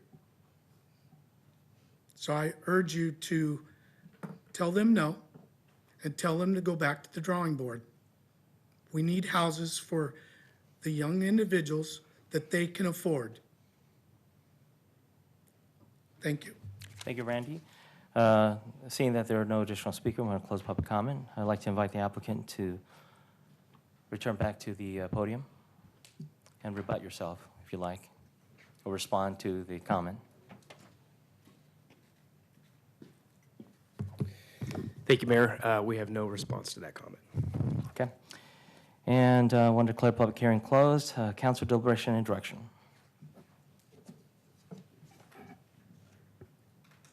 Mr. Mayor? Go ahead. Yeah, Randy, I want to address the comments that you made, because I think you're right on generally in how you're speaking. In fact, I gave a talk not too long ago that said pretty much the exact same thing. And what it comes down to is housing is a supply and demand equation. And the more you constrain the supply, you're going to raise the prices up because the demand remains the same. The unfortunate thing is that I believe that some of this is by design.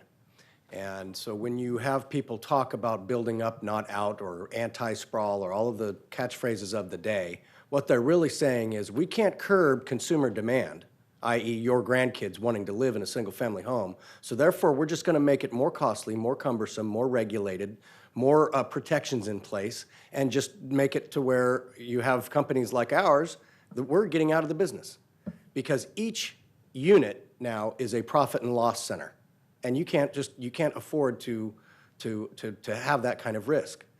The reality is while your kids, your grandkids would like to buy that house, we cannot produce it at an affordable place and maintain a margin that would sustain any business practice.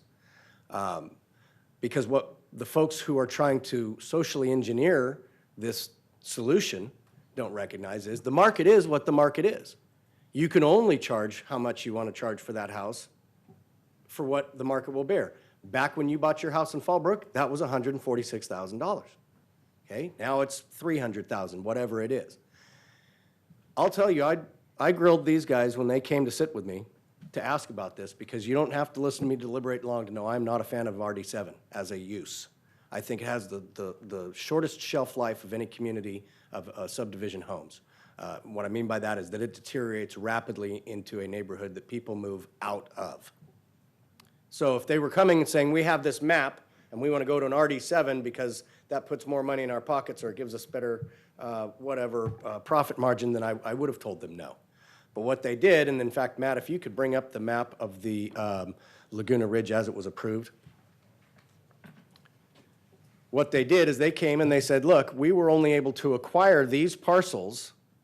And so in order to get, the one you just had would have worked fine, whichever one. So if you look, it's hard to see, but on the original Laguna Ridge comparison down here, the lotting goes across parcel lines where you see that green line just above the RD15, okay? Whereas in what they're having to provide, there's a street at the top of that little sliver parcel and a street at the bottom of the sliver parcel. So if you do the simple math of what is a cross-section of a street plus curb, gutter, sidewalk, plus front yard setback, plus rear yard setback, plus side yard setbacks, you're going to end up with what the size of the lot is going to fit in that area. So this was more of a constraints issue. And then in order to make it marketable, because they're not the actual builder that's going to produce that home, but in order to make it so that it makes financial sense for the builder to come in and build that product line, that's why they have the little piece down in the, I'm sorry, I got ahead of myself. That constraint piece is the next item. The other piece is what we're talking about. So they made that so that basically the same houses butt up to the same houses, and there's enough of a product type to make it worthwhile. So I get your overall point, but if I tell them no based on this small thing that was necessitated mostly by the physical constraints of the property they have control of, all I'm doing is exacerbating the situation, and I'm making those houses even more and more expensive. So I'll just go ahead and finish my comment since I talked about the other item as well. On the other one, when they wanted to have go from RD4 to RD5, which we'll hear about in the next item, it was a trust but verify situation of, okay, I understand that you have a portion that will be affected, and that's why you're trying to put this overlay on the whole thing. I said, I need you to contain that. And they did, and so that's why there's only a little portion of an upzone from the RD4 product, which we really are trying to preserve as more of a move-up product within the Laguna Ridge plan. So I heard your comments, and I've gone rounds with the applicant, and I think they've got to a place that makes sense to me. Okay. Vice Mayor. Sure. So I had a similar sentiment, but I came at it the other, maybe another way. I'm not quite sure yet. But Randy, what I was hoping was actually increasing the density in order to divvy up more costs and maybe make for some cheaper housing. I don't think you could build. You paid $140,000. I don't think you can build a house. When you fees, land, improved lot, all that in. I don't know you could do that today. So that's Councilman Hume did a good job, I think, of explaining in a quick snippet of the challenges of the building industry today and the challenges of not owning all the land that for you to do. Not just you could do good planning as you see from the specific plan here, but to actually implement that plan, you need to own the land. That's something that, I think gets lost, whether it's where you situate a Costco or how you build out a community, you're confined by only what you control. And so I think I'm kind of going on to the second item as well, but it's all they're doing the best they can here, I think, in trying to have a comprehensive land plan for both maps. So at this point, what I'm looking at is, perhaps there needs to be a discussion. I think, Christopher, you'd brought this up before, whether we want to continue to have RD7 as a low-density zoning in the land use, low-density, RD7 as a zoning in the low-density land use. That may be another conversation, but otherwise, I think they're being consistent with the low-density land use. It does allow for RD5 and 7, and there's minimal, to get to the Planning Commission's comments, I appreciate their comments, but the impacts are minor when you look at the overall number of units that were increased. And I'm kind of going on to both comments as well, but I see an increase in park size to mitigate some of that. Sounds like, Councilman Hume, you're looking to, or you're influencing their rationale to limit the effects of the upzoning in the other map. So I do appreciate that effort as well. So at this point, I don't know if you made a motion or not. So I'll hang tight for a second. Thank you. Okay. What I'd like to provide is monitoring this situation. I understand Richland is a stakeholder, and they have gone back to refine their plans, and this is the kind of partner that we want in the city. They have a long history with doing things that are quality homes here, and just on that alone, I certainly appreciate the effort, and I would be in support of this. Go ahead. I think Councilmember Hume did an excellent job breaking this down for us, because when they came to me, they addressed all of that, so it made me understand a little bit more with what they had to do, what they had, and the limits and constraints they had with that site. I took it a step further, and Christopher Jordan and I we drove out there to the site, and then we took a look at it, and he pointed things out to me as well too.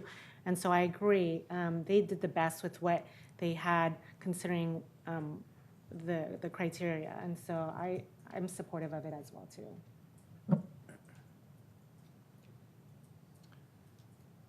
Well, I know the whole increase of density's been a big issue. When I had my conversations with the team, that I think I was real clear that Councilman Hume does not like RD7. So I think that was definitely a part of our conversation, and I've never been a fan of RD7. I like the RD4s, the RD5s. But this is one of those odd ones. And, you know, sometimes we need to have, I guess, a little bit of flexibility to meet some unusual circumstances. It's kind of in a way no different than we do it when, you know, there's creeks or wetland areas that we try to give the opportunity to increase densities based off of some constraints that are there. So I can go ahead and, when I met with them, I was pretty adamant that I was not going to support this. But the more I've reviewed this, and they've been trying to refine the plans, and I'm going to go ahead and support this tonight. Okay, do we have a motion?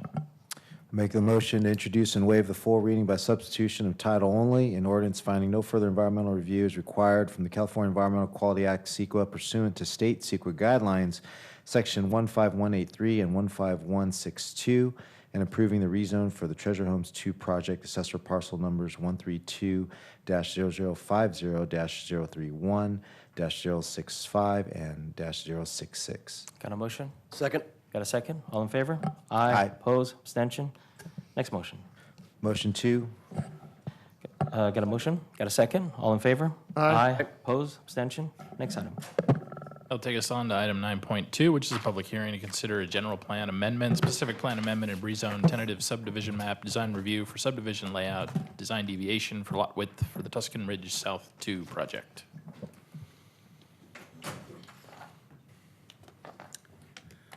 Thank you and good evening. Matt Diaz, Senior Planner, City of Elk Grove again. Item 9.2 is a Tuscan Ridge South amendment, similar to the one you've just heard. This amendment is a general plan amendment to reconfigure boundaries of the existing land use designations. It includes a specific plan amendment, rezone to increase the size of the neighborhood park and replace the RD4 with RD5, and replace RD4 designation with components of RD5.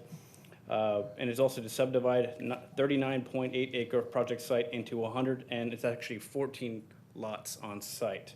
This also includes a tree removal for 17 trees instead of 68. I apologize for that error in that slide. Much like Treasure Homes, this project is located on the southwestern portion of the Laguna Ridge Specific Plan, just north of the Treasure Homes project, bounded to the west by the East Franklin Specific Plan.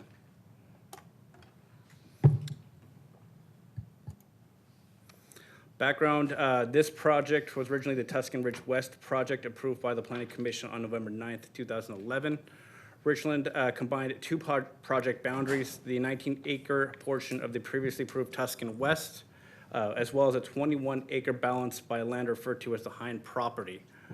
The applicant has indicated that market demands in addition to construction and design constraints have led to the redesign of this subdivision and the uses proposed to you tonight. On October 5th, the applicant submitted the project for processing and review. As with Treasure Homes, on December 7th, the Planning Commission voted to recommend denial of the project due to the belief that this would create a precedent for land use changes within the Laguna Ridge Specific Plan, as well as density concerns for the RD5 and RD7 off Yalefa. There was also concern about the design exception for lots fronting on Yalefa Drive. The applicant's response, the applicant proposed a plan to maintain a majority of the existing RD4 while only amending 2.5 acres with RD5 designation. They are keeping the RD7 designation along Yalefa, which is also referred to as the Panhandle portion of the project. The rest of the site remains the same.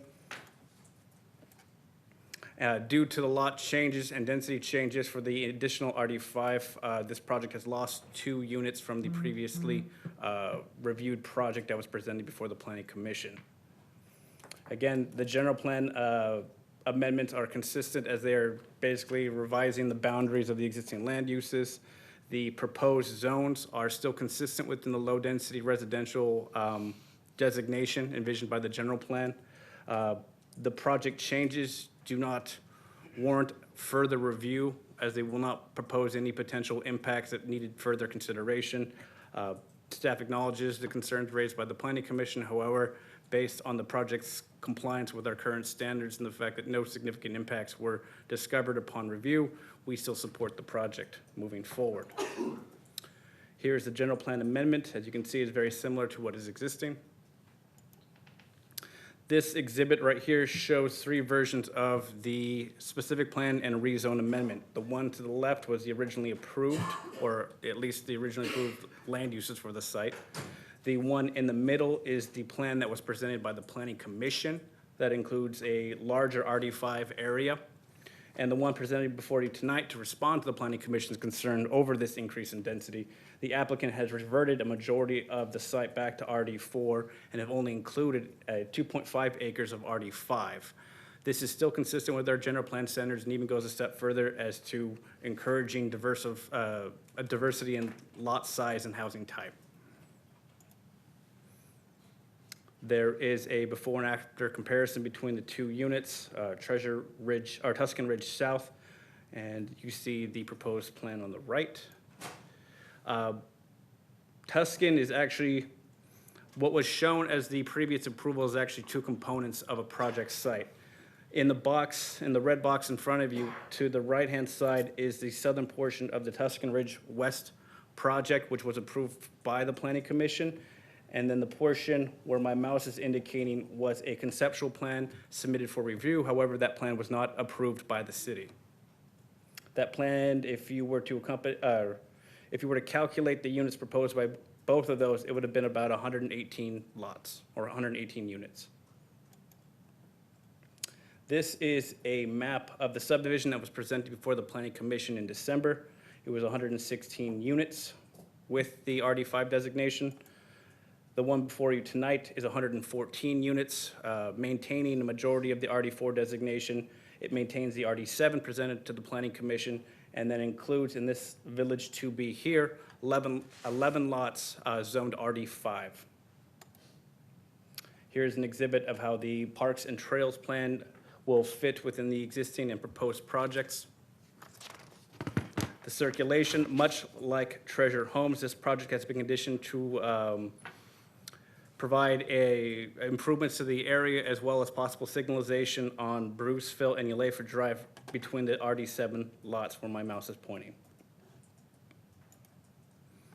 One of the concerns raised by the Planning Commission was a design exception for front-on lots. Below, you can see the image of the front-on lots, and adjacent to that is an image of existing homes with a similar design. Since this project was needed to ensure a design that could fit without redesigning the entire street system, staff supports the design exception for the engineering standards. Much like Treasure Homes, this project required special studies. In addition to noise, bio, arborist reports, this included a phased 1 and a cultural assessment for staff to review any potential impacts. Finding none, no further environmental is required for this project. Staff maintains support of the project and recommends the City Council adopt a resolution with the intent to approve the general plan and improving the subdivision and remaining items included in this report. That concludes my presentation. Again, I'm here as well as the applicant to answer any questions you might have. Any questions? No. Got no questions. All right, thank you. I'd like to declare the public hearing open and invite the applicant to speak, please.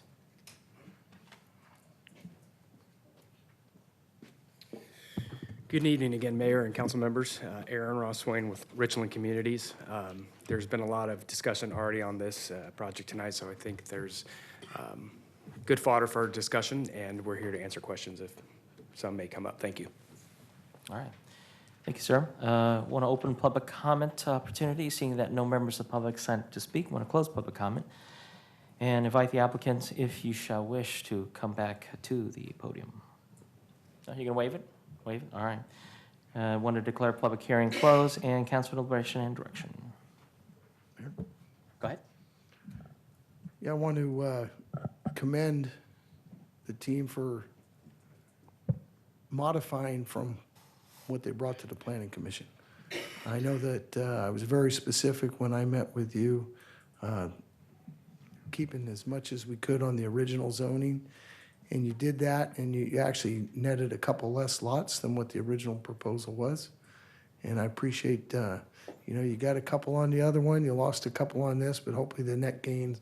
Obviously, I think if it didn't pencil out, you wouldn't have brought it forward. But appreciate, you guys sharpening your pencil and coming back with, I think, what is going to be a better product. So thank you, and I'll support this tonight. I think the one thing I do appreciate is working as a team and being willing to make some concessions and moving forward. Thank you. All right, go ahead. Yeah, Mr. Mayor, I'll just add, if you looked at the map that was originally approved, you saw the streets that continued out of this project through another project back into the project. And so without that participating landowner, they had no way to produce that. And they wanted to kind of maintain the curvilinear streets, which resulted in the strange configuration of lot sizes. But I do appreciate containing the upzone request to just a portion of the overall map. So I will move to introduce and waive the full reading by substitution of title only, an ordinance finding no further environmental review is required from California Environmental Quality Act, CEQA pursuant to state CEQA guidelines, section 15183 and 15162, and approving the rezone for the Tuscan Ridge South 2 project, assessors parcel number 132-0050-020-024 and 141. I second that, and I'll just echo the comments that were said earlier. Appreciate you working with us. Thank you. Got a motion second? All in favor? Aye. Aye, opposed, abstention? Next motion. Move motion two. Got a Second. motion? Got a second? All in favor? Aye, opposed, abstention? Next item. Just a note, item 9.3 was continued to the regular meeting of April 25th, 2018, which takes us to section 10, our regular agenda action items and recommendations. And that one item is going to be item 10.1, which is to receive information on Civic Center Landscape and Pedestrian Trails Project, design options, and provide direction to staff.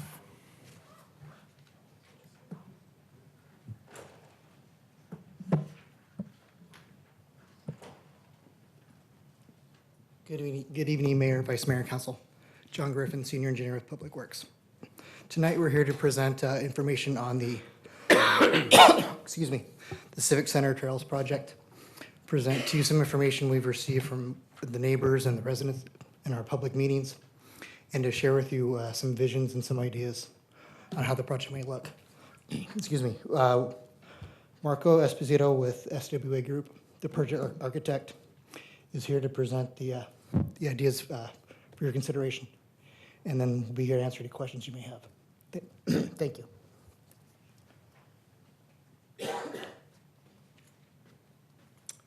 Thank you, John. Good evening, Mr. Mayor, Mr. Vice Mayor, members of the council. I'd like to take a second to bring up our show.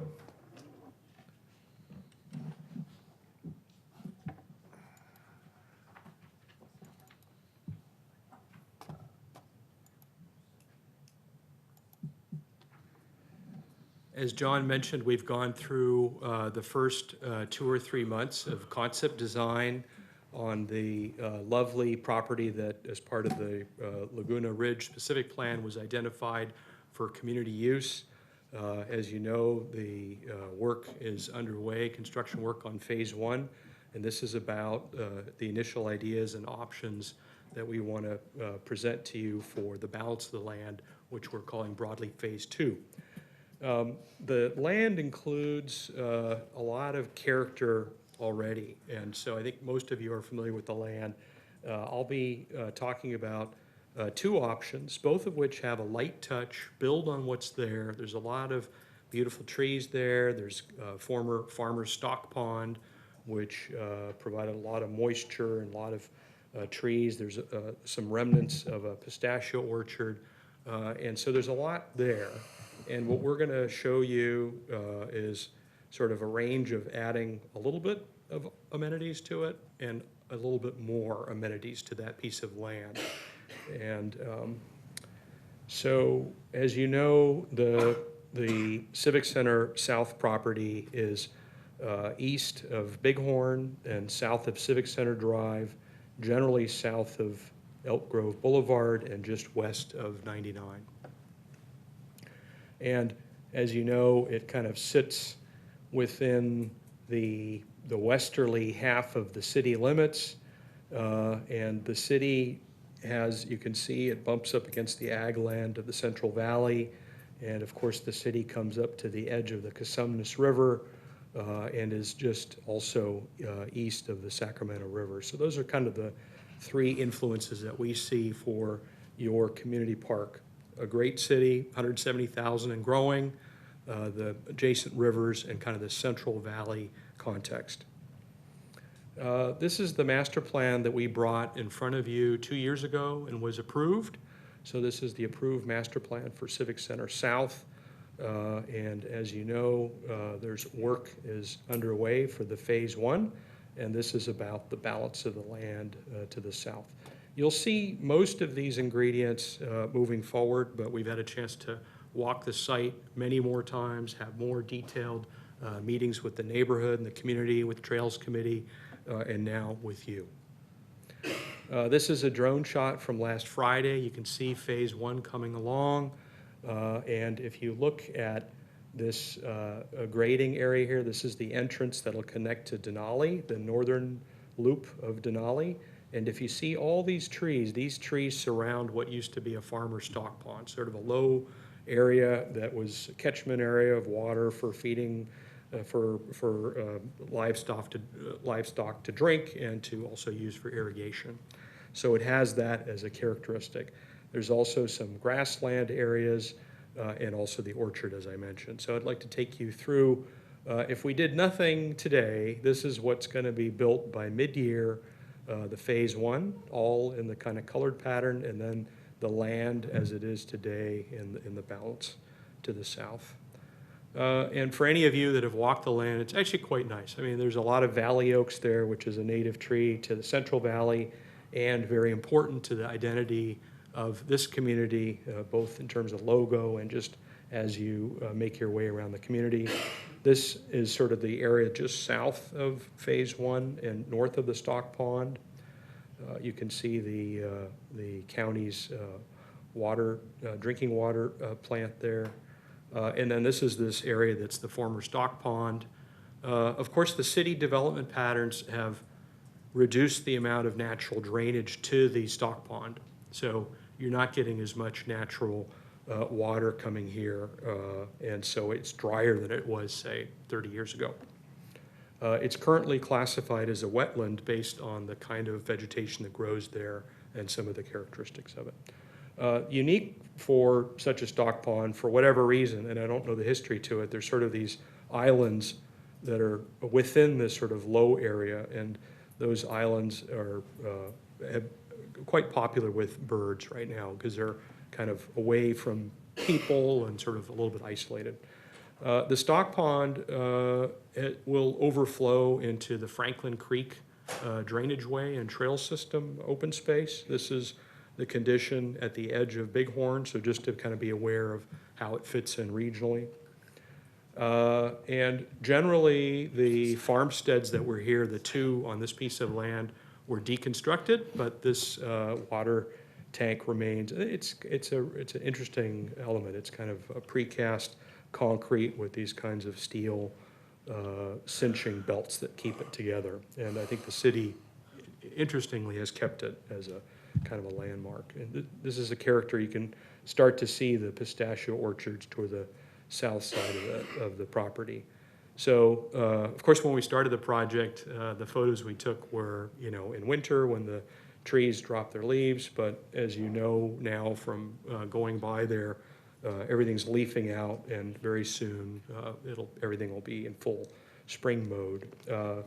The pistachio trees haven't been maintained in a dozen years, but they're still viable if you were to prune them and to get them back to health. And like these kinds of orchards they tend to be mostly female fruit-bearing trees with a few male trees. So if you see trees that look different within the pistachio orchard, it's because there's different types of trees that make up the orchard. There are also a few obviously the pistachio is a non-native species, but almost all the trees are native, other than there's eucalyptus trees, which you can see kind of beyond the valley oak there, and a few other non-natives. And as kind of a big idea, we suggest removing those because there are just so few of them. So this is an analysis not only in topography, with light colors being lower and darker colors being higher. There's about 6 feet of grade change naturally within the land. There's a few, within the stock pond, there's a few areas that are even a couple feet lower. And I don't know why why those areas in particular are a little bit lower, but right now, the initial rains will pond there. And then you can see the general green trees are the valley oaks. A few of the grayer trees are a few eucalyptus and one or two other non-native species. And then the wine color is the pistache trees. That's kind of the character of the site right now.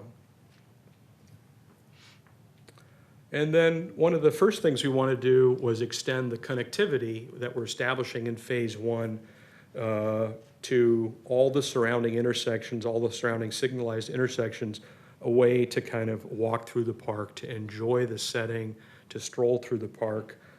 As you know, we're right north of Cosumnes Oaks High School and also the middle school. And when school lets out, the kids kind of stream through the neighborhood.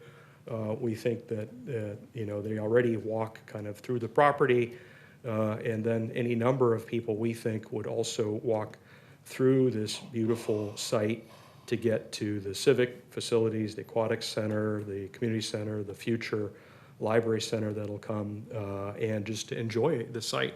And so we think that's kind of a basic level of bringing people to the site to enjoy the special character. And what we're showing here, and we'll get into this a little bit more, but our kind of a main pathway that's 10 feet wide, that's kind of multi-use, running from Lots Parkway all the way up to Civic Center, and kind of going through the orchard and bumping into the former stock pond area, and then continuing with the current path, current walks that are being built in phase one. And then this kind of east-west connector that'll get to Mallet and Lots, which is kind of another gateway into the park that's more in this orchard sector. And then more of a pathway around the pond. And then, given the extent of the pond, considering having a boardwalk like what you see in Cosumnes Preserve to kind of engage you with the low areas, and which could potentially be wetted.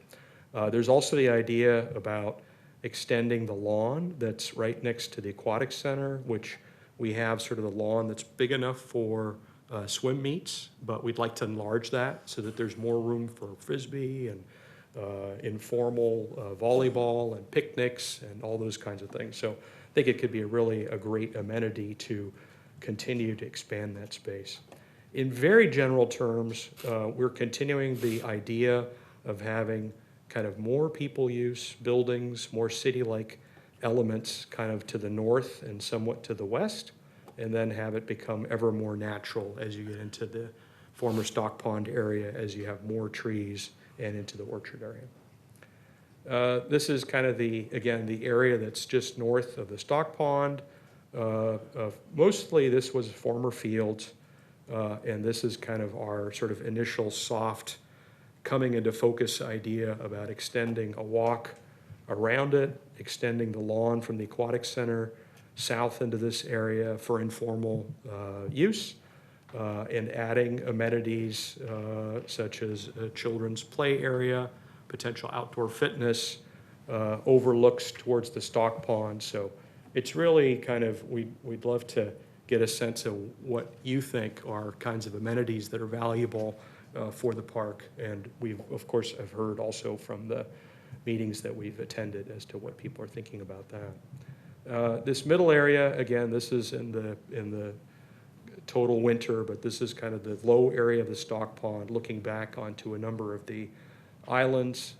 We have the idea of doing a certain amount of pumping of like a shallow ag well to kind of pump water in here to make it, in some ways, maintain it the way that the Cosumnes Preserve does, which they've, as you know, they've started to flood some former fields and expand habitat, attract more birds, create a little bit more there. There you get the beautiful reflections in the sky and of the structure of the trees, and I think it really would be a wonderful signature place for the park. Of course, we have to pump the water because there's not enough natural drainage to this piece of land to be able to do that, and the water would just either evaporate or go into the ground slowly. The ground there doesn't infiltrate very quickly, so it's not doesn't just drain immediately. So this is kind of an idea about what to do with the stock pond. And then the orchard area with the water silo, what if we kind of celebrated that and had sort of an agricultural experience area? And whether that's something that's maintained by a third party like Center for Land-Based Learning. We worked with them in Davis on a project, and they do some wonderful kind of gardens for people to see vegetables grow and orchard trees thrive, and you could have it as a picnic setting. You might be able to have a small farm stand that people can buy the produce that grows there from. It could be community gardens, it could be any number of things. Cosumnes Oaks also has a very strong culinary arts program. Maybe there's some tie-in there that we're interested in. And then you can see in the foreground, this is that great arcing path that's quite a bit inland from Bighorn, but goes from the north intersection with Bighorn to the south intersection with Bighorn. We can imagine that generally the park has a kind of a naturalistic feel, again, not sort of a light touch, but this one pathway is wide enough to allow any number of kind of slow to mid-speed use, bicycling, skateboarding, and it would be lit. Within the park, beyond that, maybe there's no lighting for additional paths. So in the 3 meetings that we've had, both with the adjacent Parkgate neighborhood, the broader community, and with the Trails Committee, we used these boards that you see here, and people had a chance to go up to this board that you see here, Project Amenities, and sort of put 3 stickers on kind of things that they see value in. We got a lot of interest in keeping the site, much as it is, making sure that we keep all the things that are great about it, and is getting the habitat value of the former stock pond, having a certain amount of grasslands be restored to what was existed across the entire Central Valley, make sure that we do have the trails and paths. There was a lot of support for a potential children's museum or nature center, which was identified in the master plan originally, and that's kind of something in the future. Things that maybe had less support were boating in the lake, which was sort of something that was envisioned in the original master plan. And so regarding the pond or the wetland, it was seen as being something that's more habitat-oriented and sort of enjoyment and a visual element rather than people say go kayaking in it or pedal boating, something like that. So that kind of shows you a sense of what feedback we have. Is there a delineation to the blue dots as opposed to the green dots? Yes. The green dots were for the Parkgate neighborhood meeting, which was well-attended, and then the community-wide meeting had slightly fewer attendants, so you see less blue dots. And in some cases, the attendees were from the Parkgate community and chose not to again vote, even though there was no request not to vote. It just they figured they'd already provided their. But both opinion. color dots signify support. Yes. Okay. Yes, correct. Yeah, appreciate the point. And so to just provide sort of a single overall slide for some of these amenities that we'd like to ask for your opinion about layering on. I think obviously having a network of people access. This is concrete walkways, could be 7 to 10 feet in width, a kind of a stone dust or decomposed granite pathway. Might be more modest, 5 feet wide, still wide enough for someone to jog past each other or 2 people to walk abreast or with the family, but more of an intimate kind of a feel that you're really in sort of a unique nature park. And then the furniture, maybe it is more natural. Maybe it's more like a national park character, or whatever. It's just big chunks of stone or wood. Although you might also have some formal furniture for picnicking and for seating in certain areas. And then, of course, we talked about extending the Aquatic Center lawn, the Tent City lawn, making a sizable Great Meadow. The Great Meadow has the flexibility for any number of informal uses, could be informal yoga classes, or could be get together with some friends and put up a volleyball net or throw the Frisbee around, have some picnics. And then, you know, it is, I think everybody knows that the Central Valley has changed quite a lot in the last 170 years of California growing. And this is a potentially a unique place to have both the wetland habitat and a native grassland habitat, and restore a certain amount of native grassland. And it'd be just a wonderful setting to kind of experience and to walk around in. And the grassland, of course, has the character of seasonality. Browns out in summer. If you continue to, we would work with people that have the seeds that the Central Valley used to have, and you could reestablish native grassland. And of course, there's also a short burst of color that comes with native grasslands. It could be very exciting to have that in the heart of the city as a very unique thing. And again, the birds that like the wetlands also like the grassland, so it's kind of a both idea.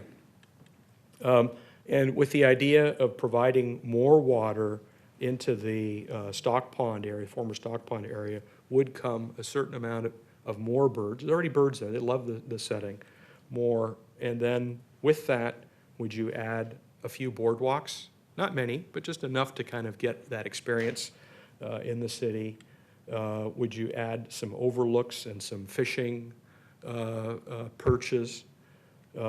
Is there a certain amount of bringing some hardscape down? We'd love to do big rocks. There may not be enough money for doing giant rocks, but you could do something out of concrete that's a little bit more like this, but has a certain amount of planting within it, but kind of brings you down to it. You can sit out and just enjoy the view. And that's kind of what in that initial sketch had some of this character.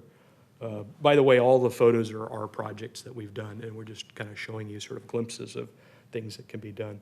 Again, we didn't have much interest in having people come down and put in kayaks and such, but we offered that as an idea. And this is the project that we did in Davis with the Center for Land-Based Learning, which is sort of an agricultural experience. Is this something that we want to add to the pistachio orchard to kind of expand on that and potentially add another orchard? One thing about pistachios is that, yes, you can pick them, but you can't enjoy them on site. One of the things that this area is known for locally is also pear orchards. Is it maybe, would you plant like another set of orchards that would be just a fun, only in Elk Grove kind of a thing to have a city park with a certain amount of pear orchards, and people could come out during that time. And then just to make sure everybody knows that there is a building site in the Civic Center South master plan in this Phase 2 area, and this was envisioned as being a children's museum or a nature center or something like that, Discovery Center. So, and we'll show you the site for that. And then could there be something more naturalistic in terms of a children's playground? And there could be a certain amount of outdoor fitness. I know that there have been a certain number of comments for having outdoor fitness, in addition to having, say, a half-mile jogging loop and just the whole walking network. And then there was also an interest in having sort of a special garden, special display, botanical garden. What if it was kind of a heightened display of Central Valley flowers, for example? So something that is maybe not entirely naturalistic, but you would kind of maintain it at a heightened level of beauty in terms of it's watered throughout the year, whereas, natural condition is not watered. So this is kind of something that we've been wondering about in terms of creating yet another special zone. So I know this is a lot to go through, but the one concept, of course, both concepts have a walk and path network, and the concept one adds a few things, and the concept 2 adds a few more things. And that's kind of the sort of the balance of going back and forth that we'll want to talk about. So this is the one that is, in general, adds a few things, and then the other ones adds a few more things. One of the things you'll see is that you could add, say, a little bit of water, or you could add more water as an idea. And the water could be seasonal or it could be year-round. So that's kind of a range of potentially adding water. Within the path and walk network, you could add more strolling paths, more connectivity to the adjacent neighborhood, or less connectivity. We had quite a vigorous discussion with the adjacent neighborhood. Some people wanted to have connectivity, some people didn't want to have connectivity. So there was kind of that back and forth. And some of it was based on a worry that this is going to be so popular that there'd be kind of an overflow parking demand into the neighborhood. I think that as you know, there's pretty sizable pools of parking being built along Bighorn within clear sight of how the public moves. So I think that it would have to be extraordinarily popular for someone to want to come over here rather than here as a general statement. But that was kind of one concern. And then, so if I go into these slices, so a commonality is to have the Great Meadow, and then do you have a children's play area, an overlook, a fitness area? Do you add kind of a climbing tower that might go up to, say, 35 feet where you can get a view and get a chance to get up high and see the beautiful Valley Oak canopies from above, and as well as have some interesting landmark? Do you have the botanical garden feel? Do you have more picnic tables or less? Do you have more pathways? One of the ideas that we had about containing the park and having it feel more like it's Bighorn and Civic Center centric is, what if you have a little bit of landform that starts to hide the water treatment plant, which is not bad, but it's just kind of a utilitarian thing. It's got a 6-foot block wall. What if you start to mound some earth to person height to kind of take out that view, plant it with trees, and then have some of that containment continue around along part of the neighborhood to sort of have it feel like they're still next to an open space, but that the public has some containment. So that's kind of one idea there. In that middle zone, which again, the pond and the existing vegetation is such a clear shape that we really, all we could think of is to build on that. Do you wind up, this is the idea of having this children's museum or discovery center or nature center over near the Denali entrance. Do you have, just the seasonal water for, say, 2-3 months out of the year, the way the Cosumnes Preserve does it? Or do you do year-round water and maybe have some hardscape to get people down to the water, have fishing piers, have more boardwalks, things like that? And this, shows the building coming in and a certain amount of convenience parking behind the building. You could also have kind of a simple outdoor classroom, we're calling that, kind of a simple lawn shape. That might be something that kids from the Cosumnes Oaks, maybe there's this outdoor science class that comes out there. So another kind of usable space. Could also be a large picnic area that's separate from other areas. Within this orchard area, and this is the water tank that was preserved and needs to be obviously renovated before it can be unfenced. Would you do a farm stand building that has restrooms in the southern end of the park, and then a certain amount of demonstration areas, experience areas? This shows the idea of adding a second type of orchard, maybe a pear orchard. Could be heirloom pear types where you've got 50 different pears just for fun, and people can come out and experience that. And these are, of course, the existing pistachio orchards, and you could tuck picnic tables in and amongst those and have it be a really another layer of experience. There's also in this area, in this particular version, we show kind of a modest gravel lot. Could be 6 or 8 parking spaces in that area, or if this ever became a more popular area, you might add a greenhouse to the farm stand bathroom and have slightly more parking in that kind of scale.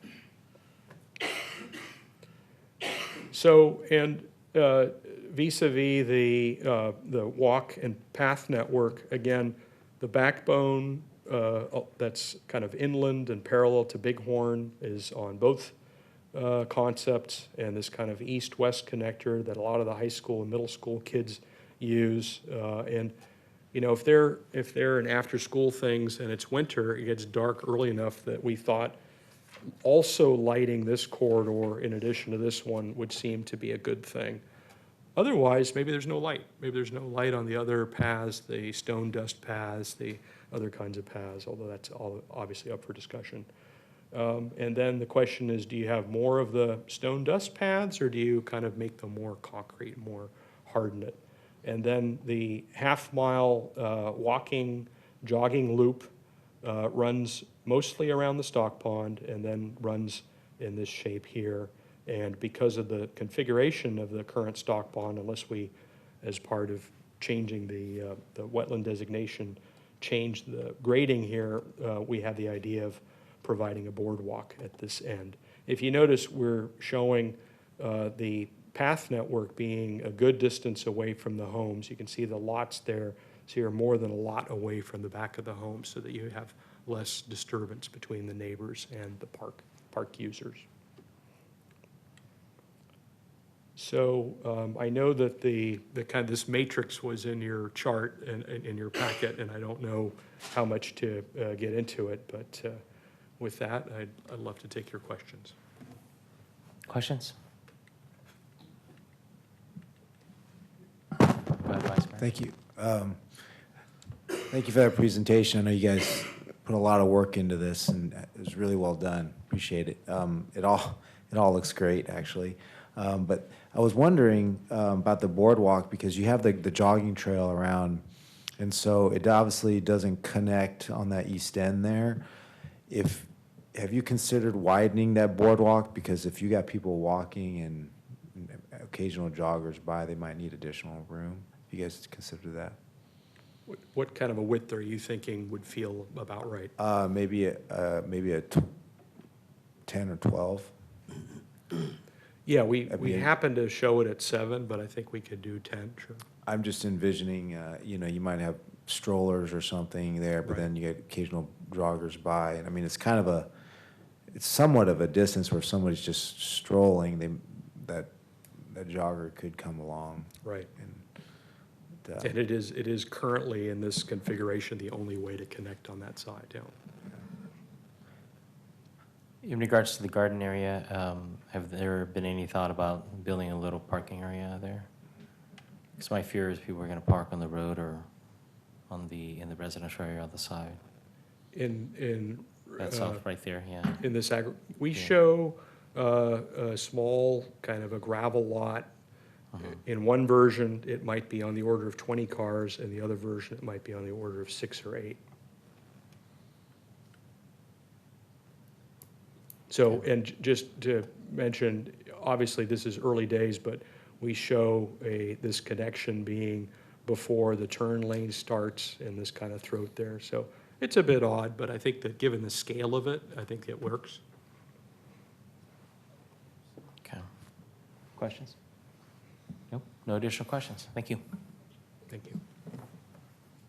All right. I want to open public comment. I have one speaker signed up to speak, Keith Smothers. Come on up.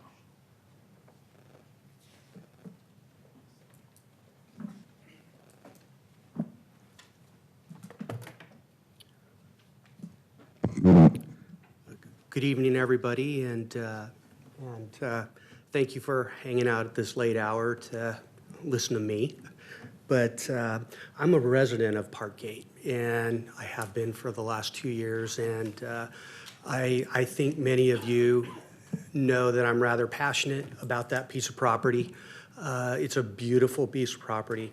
You don't even have to do anything to it to appreciate the beauty and to understand and go out there and you can see the wildlife that exists out there right now. You have wildfowl that you can hear.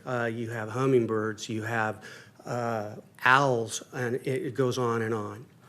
And I have the ability to appreciate it more than most because I live right by it. And I walk by it literally morning and at night every day.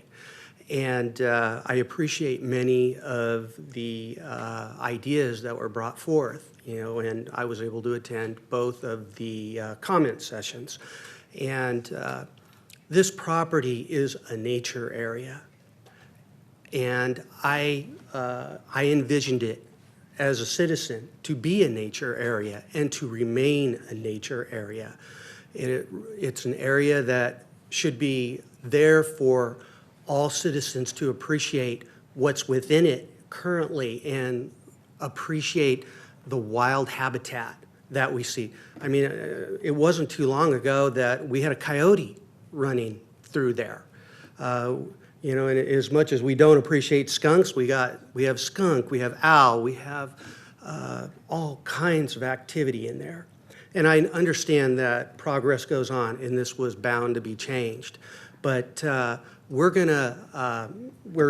talking of the likes of an agricultural area. What does an agricultural area have to do with a nature area, number one? Number two, there really isn't that much property to squeeze multiple uses in.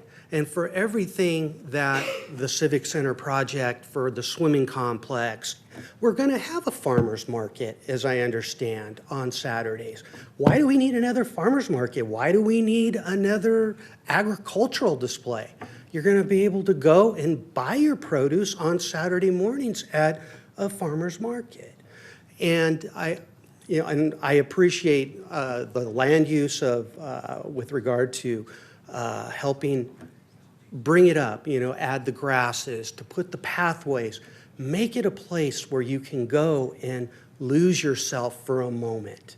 Whereas someone can go and they want to sit on a natural piece of furniture and enjoy what's there. Why do we have to add more? Why do we have to change the beauty that's already exists? May I extend my time? Please. Is that okay? Yeah, just wrap it up. But with that, to that point, he talked about parking, a parking lot. A parking lot has no business in there. We have plenty of parking in the main project, and if you want to come over and enjoy it, it should be 100 to 200 feet walk.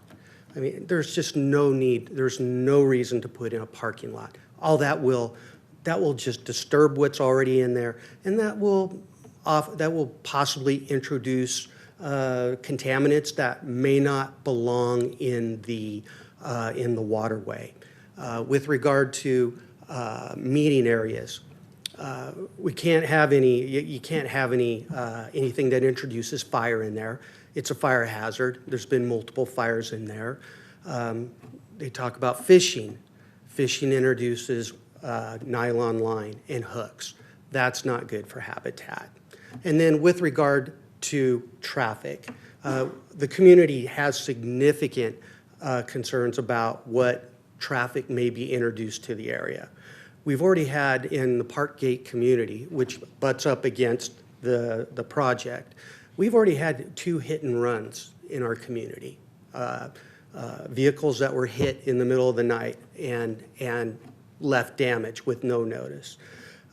We just can't afford more traffic. We don't have the street bandwidth to accommodate any additional traffic that may come from this project. And we're going to get our first test, possibly this come for the grand opening here coming up, and it's going to be interesting to see with the number of vehicles that could be introduced. If parking doesn't accommodate, where will they go? And I'm sure Parkgate members will be looking and paying attention. So I just wanted to bring those points to your attention. I appreciate the additional time. This project is important. It's going to be beautiful. All we ask is that maybe we have some additional time to discuss traffic patterns. How do we maintain the peace of the community? We spent a lot of money to live there, and we want to enjoy it like everybody else. And I want to say thank you, and we would love to have more comment, more time, and more opportunity to measure twice and cut once. All right. Thank you. Thank you, sir. Seeing that there are no additional speakers, want to close public comment, council deliberation and direction. Members, go ahead. Yeah, first and foremost, Marco, when you mentioned expanding the tent city, I felt Councilmember Detrick's blood pressure rise from here, so might want to be careful of your words. But in all seriousness, I would like to see that whatever improvements that we do is run through our PD and through SEPTED and whatever tools we have to make sure that this does not become an attractive nuisance for drug use, for homelessness, for people who would be there when the lights don't shine. That being said, I would like us also to be mindful of the natural environment and trying to keep human intrusion with light pollution and everything else as minimal as possible.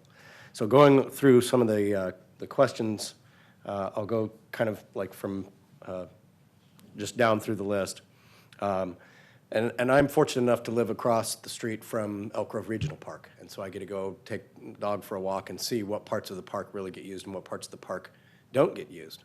The pond area, both from active walking as well as just sitting and relaxing and soaking in, is one of the most used areas.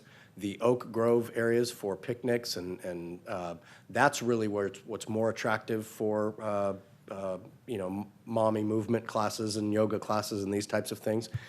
So I would say, and I appreciate what you're trying to do with the agricultural center. I don't see much value in the pistachio trees. They're very water intensive if you want to try and bring them back to a full production. But I would see that you have this great lawn expanse that is great in concept, but in the middle of August, middle of July is probably not going to be very attractive to be used.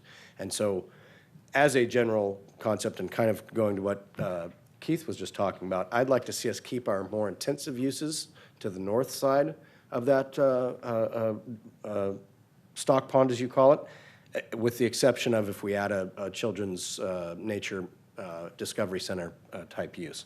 So I think more paths rather than fewer, and that they are fairly well connected, because that's the other thing that took a long time to get put into Elk Grove Regional Park, but now gets used on a daily basis, is the decomposed granite. It's about a mile 0.3, I believe, jogging walking path. So I think that's an important component. The boardwalk is only, you have to answer another question before you can answer the boardwalk question, and that is, do we wet the area? I would be in support of wetting the area. One, because I think it makes it more attractive to wildlife, and two, because then it takes those islands that you mentioned and makes those panic rooms for that said wildlife, so that as people come into the space, they have their own safe space to go to as well. If we do that, if we wet the area, which I'm not in favor of fishing, because first of all, the only time people fish out of the regional park is when they stock it with trout, and that lasts for about 2 days, and those trout are decimated, and then you don't want to eat what's left in there, I can assure you. So just enough of a depth and movement of water to keep it from being stagnant and breeding mosquitoes, or you know, maybe we put mosquito fish in it. That would be something of that nature would be acceptable. But so then if we do that, then the boardwalk makes sense. Otherwise, no, it doesn't make much sense to run the expense of having a boardwalk go over something that, as you say, doesn't necessarily flood anymore. I think I addressed the Great Meadow. I like it in concept, but if we're going to squeeze more uses into this site, that would be the use that I think can give up some of that. The interface with the pond, again, assuming we wet it, I would like to see that move from where it's shown on the sort of southwest side of the pond up to the northwest side of the pond, adjacent to the kitty lot exercise area, so that all of that activity, again, can be contained into more or less one part of the area. I think I addressed the agricultural. I'm all in favor of the native trees, and including removing the eucalyptus. Those are very messy trees, and they also pose a pretty significant risk once they get to a certain age and they drop very large limbs. I addressed the concrete. I'm all in favor of benches, picnic tables, those types of things. Again, as long as we work with PD to make sure that there can be eyes on those pieces of furniture once the sun goes down and the lights come on. I like the idea of the native grasslands and restoring that and maybe populating it with some native wildflowers so that it brings that visual interest. I also like the idea of mounding up, one, to provide the aesthetic screening from the water treatment facility, as well as the potential crossover screening from the folks in the Parkgate neighborhood that are worried about people parking there and traipsing across the native grassland to attend a swim function. That's something, if we do, this is only direction, so there's going to be plenty more conversation, Keith, and I'd like you to engage your neighbors and find out if the traffic issue were, or if the parking/traffic issue were not a concern, if we can somehow deter or mitigate that, would you like that connection into this area? I think it would be a benefit, but I don't want to impose that thought on the neighborhood that would disagree with that. So I would like you to explore that with your neighbors. I like the idea of a potential children's museum in the future, and I think that pretty much covers everything. Okay. Thank you. Vice Mayor? Well, Councilman, I think I agree with a lot of your comments. Definitely more water than less, adequate depth to prevent a lot of algae growth. Mosquito fish is a great idea. I'd also be in support of, like a certain kind of fish that might support additional habitat, but not fishing per se. I think, from an ecological standpoint, it might make sense to have something in there. I'm not for boating and things on there. I think it's something for us to for folks to enjoy. So, and then definitely the boardwalk then, I do see a need for a wider boardwalk in that case, because you only have one crossing there, and if we anticipate correctly, I think there'll be a lot of use going across there. So having a wider part there. Definitely in favor of mounding up and screening on the water tower side. I think it'll be a nice perspective as well. You could sit on that mound and look back and enjoy a different view. I like the idea of a children's museum. The open, I forgot what you call that, the open lawn area based outdoor theater or something like that you call it, that grassy area next to the children's museum. Oh, thanks. Yeah, the Great Meadow. I think that's a good place for folks to do yoga or something like that. I think you had a picture there. Definitely more connectivity. I would agree with that sentiment as well. Also deferring to Keith, Mr. Smothers, getting his input on connectivity to the neighborhood to the east. I'm not in favor of pistachios as well. I'm not sold, but I'm not entirely condemning the, I do agree with Mr. Smothers but we're going to have opportunities for farmers markets and things farther to the north. But maybe there is a community garden type of feature. I mean, some maybe, more passive activity that could be done on the south side. So I'm not entirely settled there either way. I'm looking for something else, just not catchy for me on that part of it.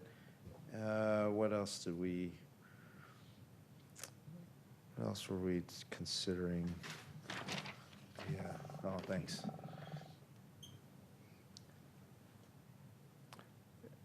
Definitely the picnic clusters and seating and benches, consulting with PD. When we had our briefing with staff, we talked about the low lighting and so maybe some, bollards, 42-inch type high bollards that might dim the light, but also still keep something, so it doesn't become as much of a safety issue in the evening.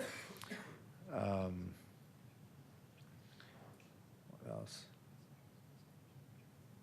I definitely like the fitness equipment, giving more giving chance for folks to jogging around the perimeter and stopping to do some exercise. And then the grasslands restoration, I would be in support of that as well. And I think that's, even the fitness court. So I think I envision this to be more of a balance of activity and and folks being able to enjoy things from a passive perspective. I think that's it for now. Let others chime in. Thank you. Okay. Councilman Detrick? Yeah, you guys done a phenomenal job. You know, I know we spent a lot of time in the briefings that you gave us separately just for this item. Concept 2, by far, is my favorite. I love the increased water feature. To me, water is one of the most tranquil things that people enjoy. And as Councilmember Hume mentioned, that gets quite a bit of activity in Elk Grove Park. I'm not going to go through the whole list. Pretty much was already talked about on Concept 2. I do like the idea of mounding to the north and the east to give a buffer from the water tower and the neighborhood right there directly by the water tower.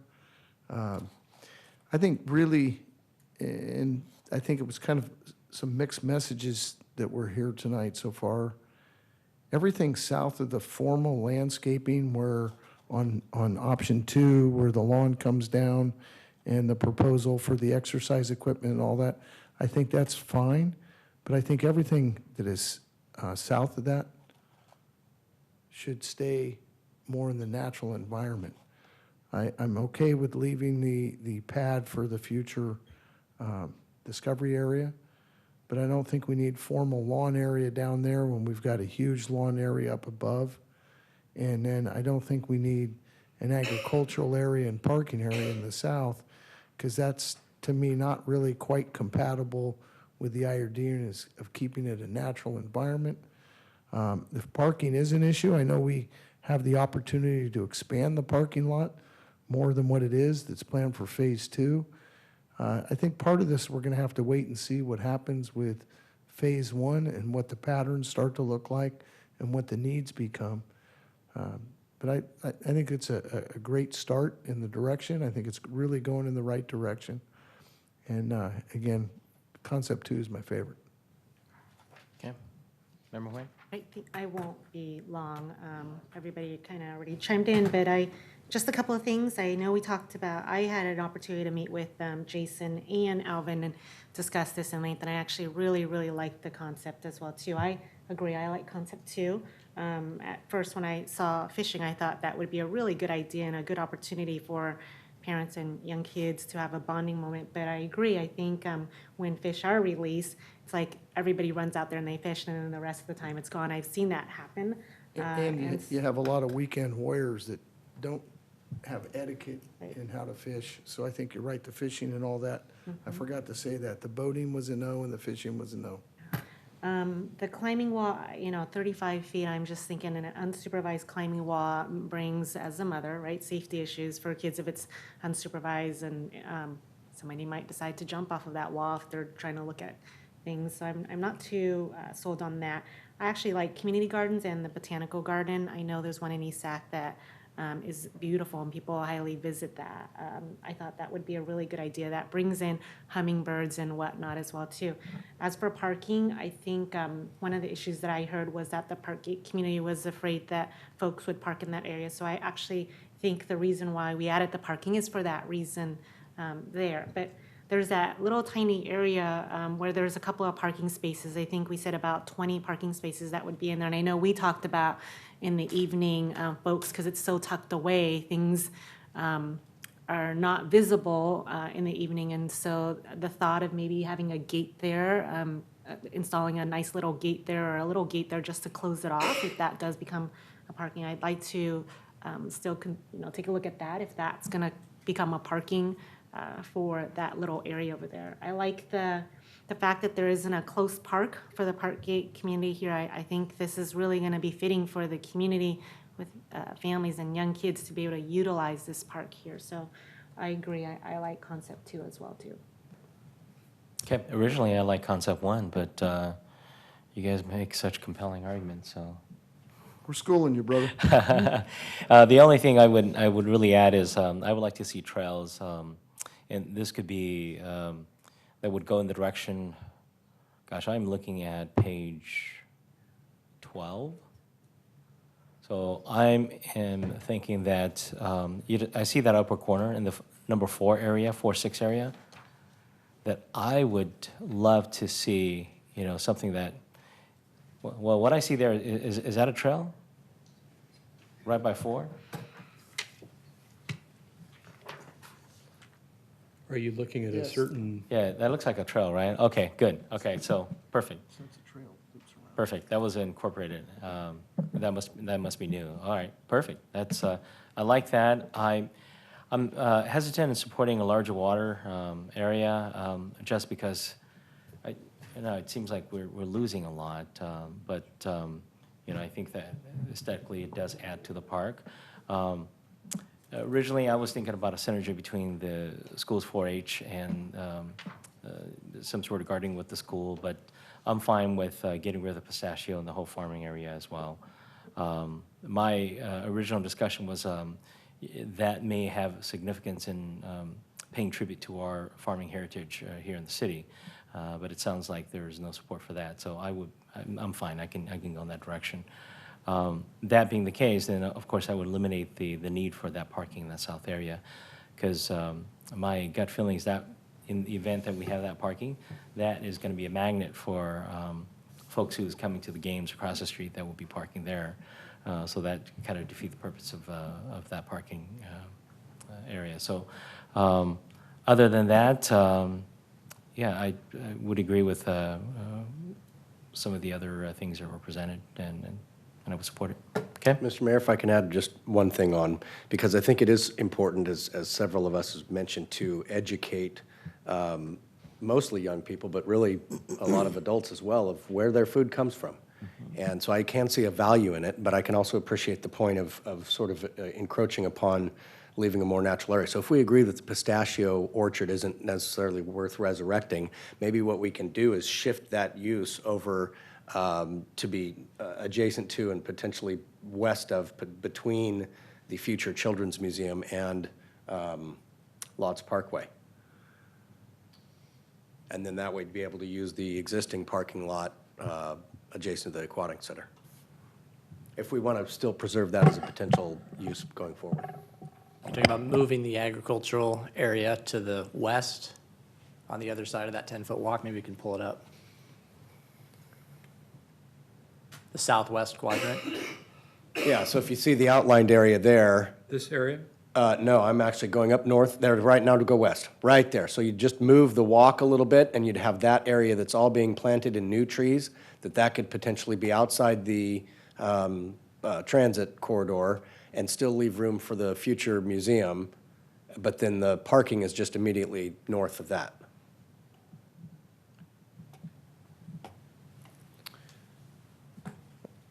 So recognizing pistachios was the original crop, but what we heard earlier, it's not going to be useful for, unless you process the pistachios. Do we want to use pistachios, I guess is what I'm asking, if we did that? Or switch to pears or something? Well, we can get into the weeds, no pun intended, on details. I'm just saying if we want to preserve sort of a botanical / vegetable / natural garden greenhouse space, that might be a space where we can do it and still leave this southern portion in its natural state.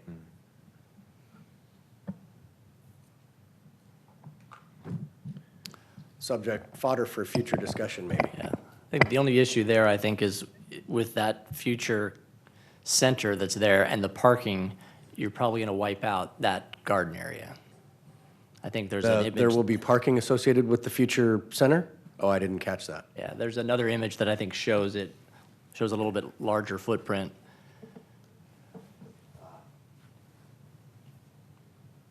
Okay. Well, if it doesn't work, it doesn't work.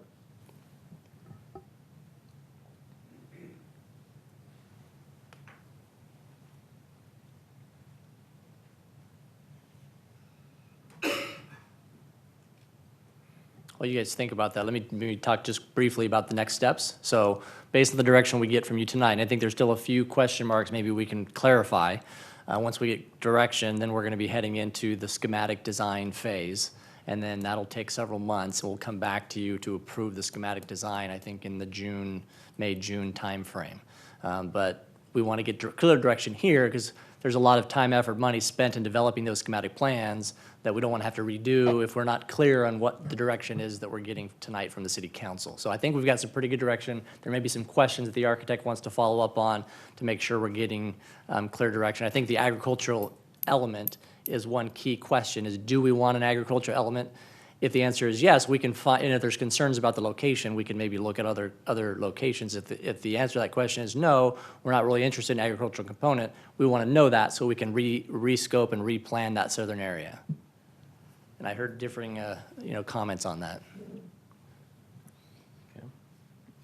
I personally think it's something that we're trying to do possibly too many things in the same area. And not that they couldn't be compatible, but you're trying to leave a totally natural setting, and then you're taking another part of it and you're actually grading it and tilling it and farming it, which is not natural, right? So you're trying to come to the, and I guess really where I would like to see this is, and which I don't know why they haven't done it, is the school districts to do it on their property. I know there's a huge one in West Sacramento that they did right in front of the school. And I think those are the kind of things that if we're trying, especially if we're trying to utilize the high school that's right there with their culinary, I mean, it would be natural to have that as part of their education on the school campus. We can't be everything to everybody. So my feeling is not have the agricultural in this complex. Okay. Vice Mayor? I'm okay foregoing it for now, and I mean, we could see how this works out, and there could be a demand for it later. We could always come back and do it later if we wanted, if we saw a need. But I'm okay I'm concurring with Councilman Detrick and just letting that part of it go. I would want to advocate a little bit for this. I forgot the name of it. We called it again. The fitness lawn, only because if I recognize there's a bigger one on the other side, but I'm envisioning, if we do a children's type of facility here, you might want to give the younger kids a place to their own, maybe moms, maybe, there just may be more activity over on the north side, and it's just be good to give another option on the other side.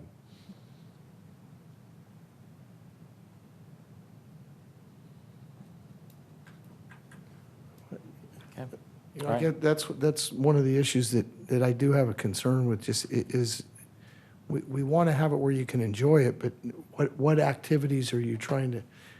If you're trying to make that a natural area, again, we're trying to bring in formal landscape into a natural environment, and it kind of, to me, defeats the purpose of trying to have that as a nature center, keeping everything in its original state, and then trying to do a formal lawn in there. I understand what you're saying, but I think if you really look, that lawn area to the north is huge. Do you have any rough dimensions on that?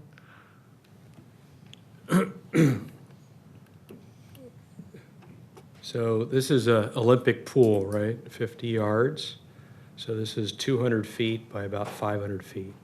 Yeah, that's pretty big. It's big. Toward that end, I would also add that that fitness court bulb on the south side of the pond would require irrigation brought to it in order to keep a lawn alive. And so now you've started bringing some of that more intensive use through what you're trying to preserve. Versus to Councilmember Detrick's point, I think if you're concerned with the noise or activity level near the tot lot, if you're 200 feet away on the more northeasterly edge of the lawn, that's probably enough separation to provide relief. And then with respect to the agricultural component, I see the value in it, but I'm not married to it. If it falls by the wayside, it falls by the wayside. Wait, say that again, Councilman Hume, though, about the activity. Can you go back to the Great Meadow schematic? So I hear your point about separation of more intensive, maybe loud children use versus meditative type class use. Yeah. And I think that this great lawn is large enough that if the children's use is down here near the tot lot area and the more meditative type use were up to the northeastern portion adjacent to the native grassland area, that probably provides enough separation. I see what you're saying. So I was, and I was visioning the children's down here because this is where the Children's Museum would be. I think this is up here, isn't No, no, that's the boat dock. The Children's Museum is this, Yeah, I'm not talking about the Children's Museum, I'm talking about the tot lot. The area adjacent to the boat dock is a tot lot or a fitness area. Which is that? Yeah, this is kind of a picnic overlook, Right. and this is the children's area. Yeah, that's what I. yeah. Oh, but the Children's Museum is right here. Right. So you might just come out and folks, might enjoy this versus if you're gonna bring, the kids farther up. I guess it's 6 one way, half You're dozen. trying to keep it all together, the children's museum and the tot lot area, all combined in one area? Yeah, but I mean, not just a tot lot. I mean, I'm talking, just a play area because you have this step down, and I hear what Councilman Detrick's saying too. But we already, you might have this step down into the water right here, where, I'm just thinking kids are out here, I don't know, playing, feeding the ducks or something, and it's just kind of nice to just kind of lay out. Well, and so my feedback to staff had been to move that step-down area to the north between the tot lot and the stock pond. Oh, well, okay, then if you do Truly that. leave everything from the Yeah. stock pond south in the natural environment. Okay, well, if you do that, then yeah, that would solve it. Then you have, just more on the north side, and then the farthest south you might come is that Children's Museum. And then everything else would be natural here. Yeah, that'd be. Because that the would work. little inlet area there that you see, that's gonna have to be manipulated anyway if we're putting in some sort of circulating function that will get water into and recirculate the water back through this pond. Well, this is the drainage connection from all of Phase 1 into the pond. So that's just being built now. So you'd move these steps over to it's shown right now in the southern part, but you move them over to the northern part. That would make more sense because you got the tot lot there and the kids would just come down at that point. You'd still want to have some in front of that Children's Museum probably though, but that's probably the farthest south you would go then. So my point about the inlet area, and I want to make sure that I'm correct in assuming this, that's going to be disturbed ground regardless, correct? It already has been, yeah. Yeah, whereas this southern area, not necessarily, other than the installation of the paths and removal of trees. Pardon, can you say that again? Whereas the southern area, if we were to move all of these features to the north, Yeah. then everything from the stock pond south, other than the removal of trees and installation of paths, would remain in its natural environment. That's the direction that you've been discussing, and yes. So in terms of having less of the agricultural experience or not worrying about that, there's been some discussion about removing, or at least not bringing back the pistachio orchard. Is it your decision to remove the pistachio orchard? Yeah, I would support that. I think we have a consensus on that. no? I'd want to know what that looks like, because I think, one, now you're causing more disturbance, and then you're going to have to essentially incur more expense to plant it back. Yeah, expense. But I think that the natural thing based on the discussion would be to add more valley oaks and do that. But there would be a time when it goes from, the vestiges of an orchard to nothing, right? I mean, for a short while. Sure. so. Keith would like to come up and speak. Oh, Keith, did you want to come on and speak? Yeah. Why don't you come on up? With regard to the pistachios have been surviving nicely on their own without any irrigation. And in fact, all they need is just some professional trimming. They are part of the heritage of that property. They've been there, and clearly they're heritage trees, and they do produce. People do go out there and they harvest them, and I don't know why we would even have to talk about irrigating them, because they seem to have a root width that allows them to function through drought years. They are alive and well. And I would promote, just leave them. And if they don't survive, then the decision can be made at a later date. You know, they're viable. They're absolutely viable. So. I like that idea. So I think that's a general direction that I'd be comfortable giving staff is let's treat everything south of the stock pond as a potential phase 2, other than the paths. Yeah, except the eucalyptus trees. I think we can. I agree with that. We can adios the eucalyptus Yep. trees. Yep.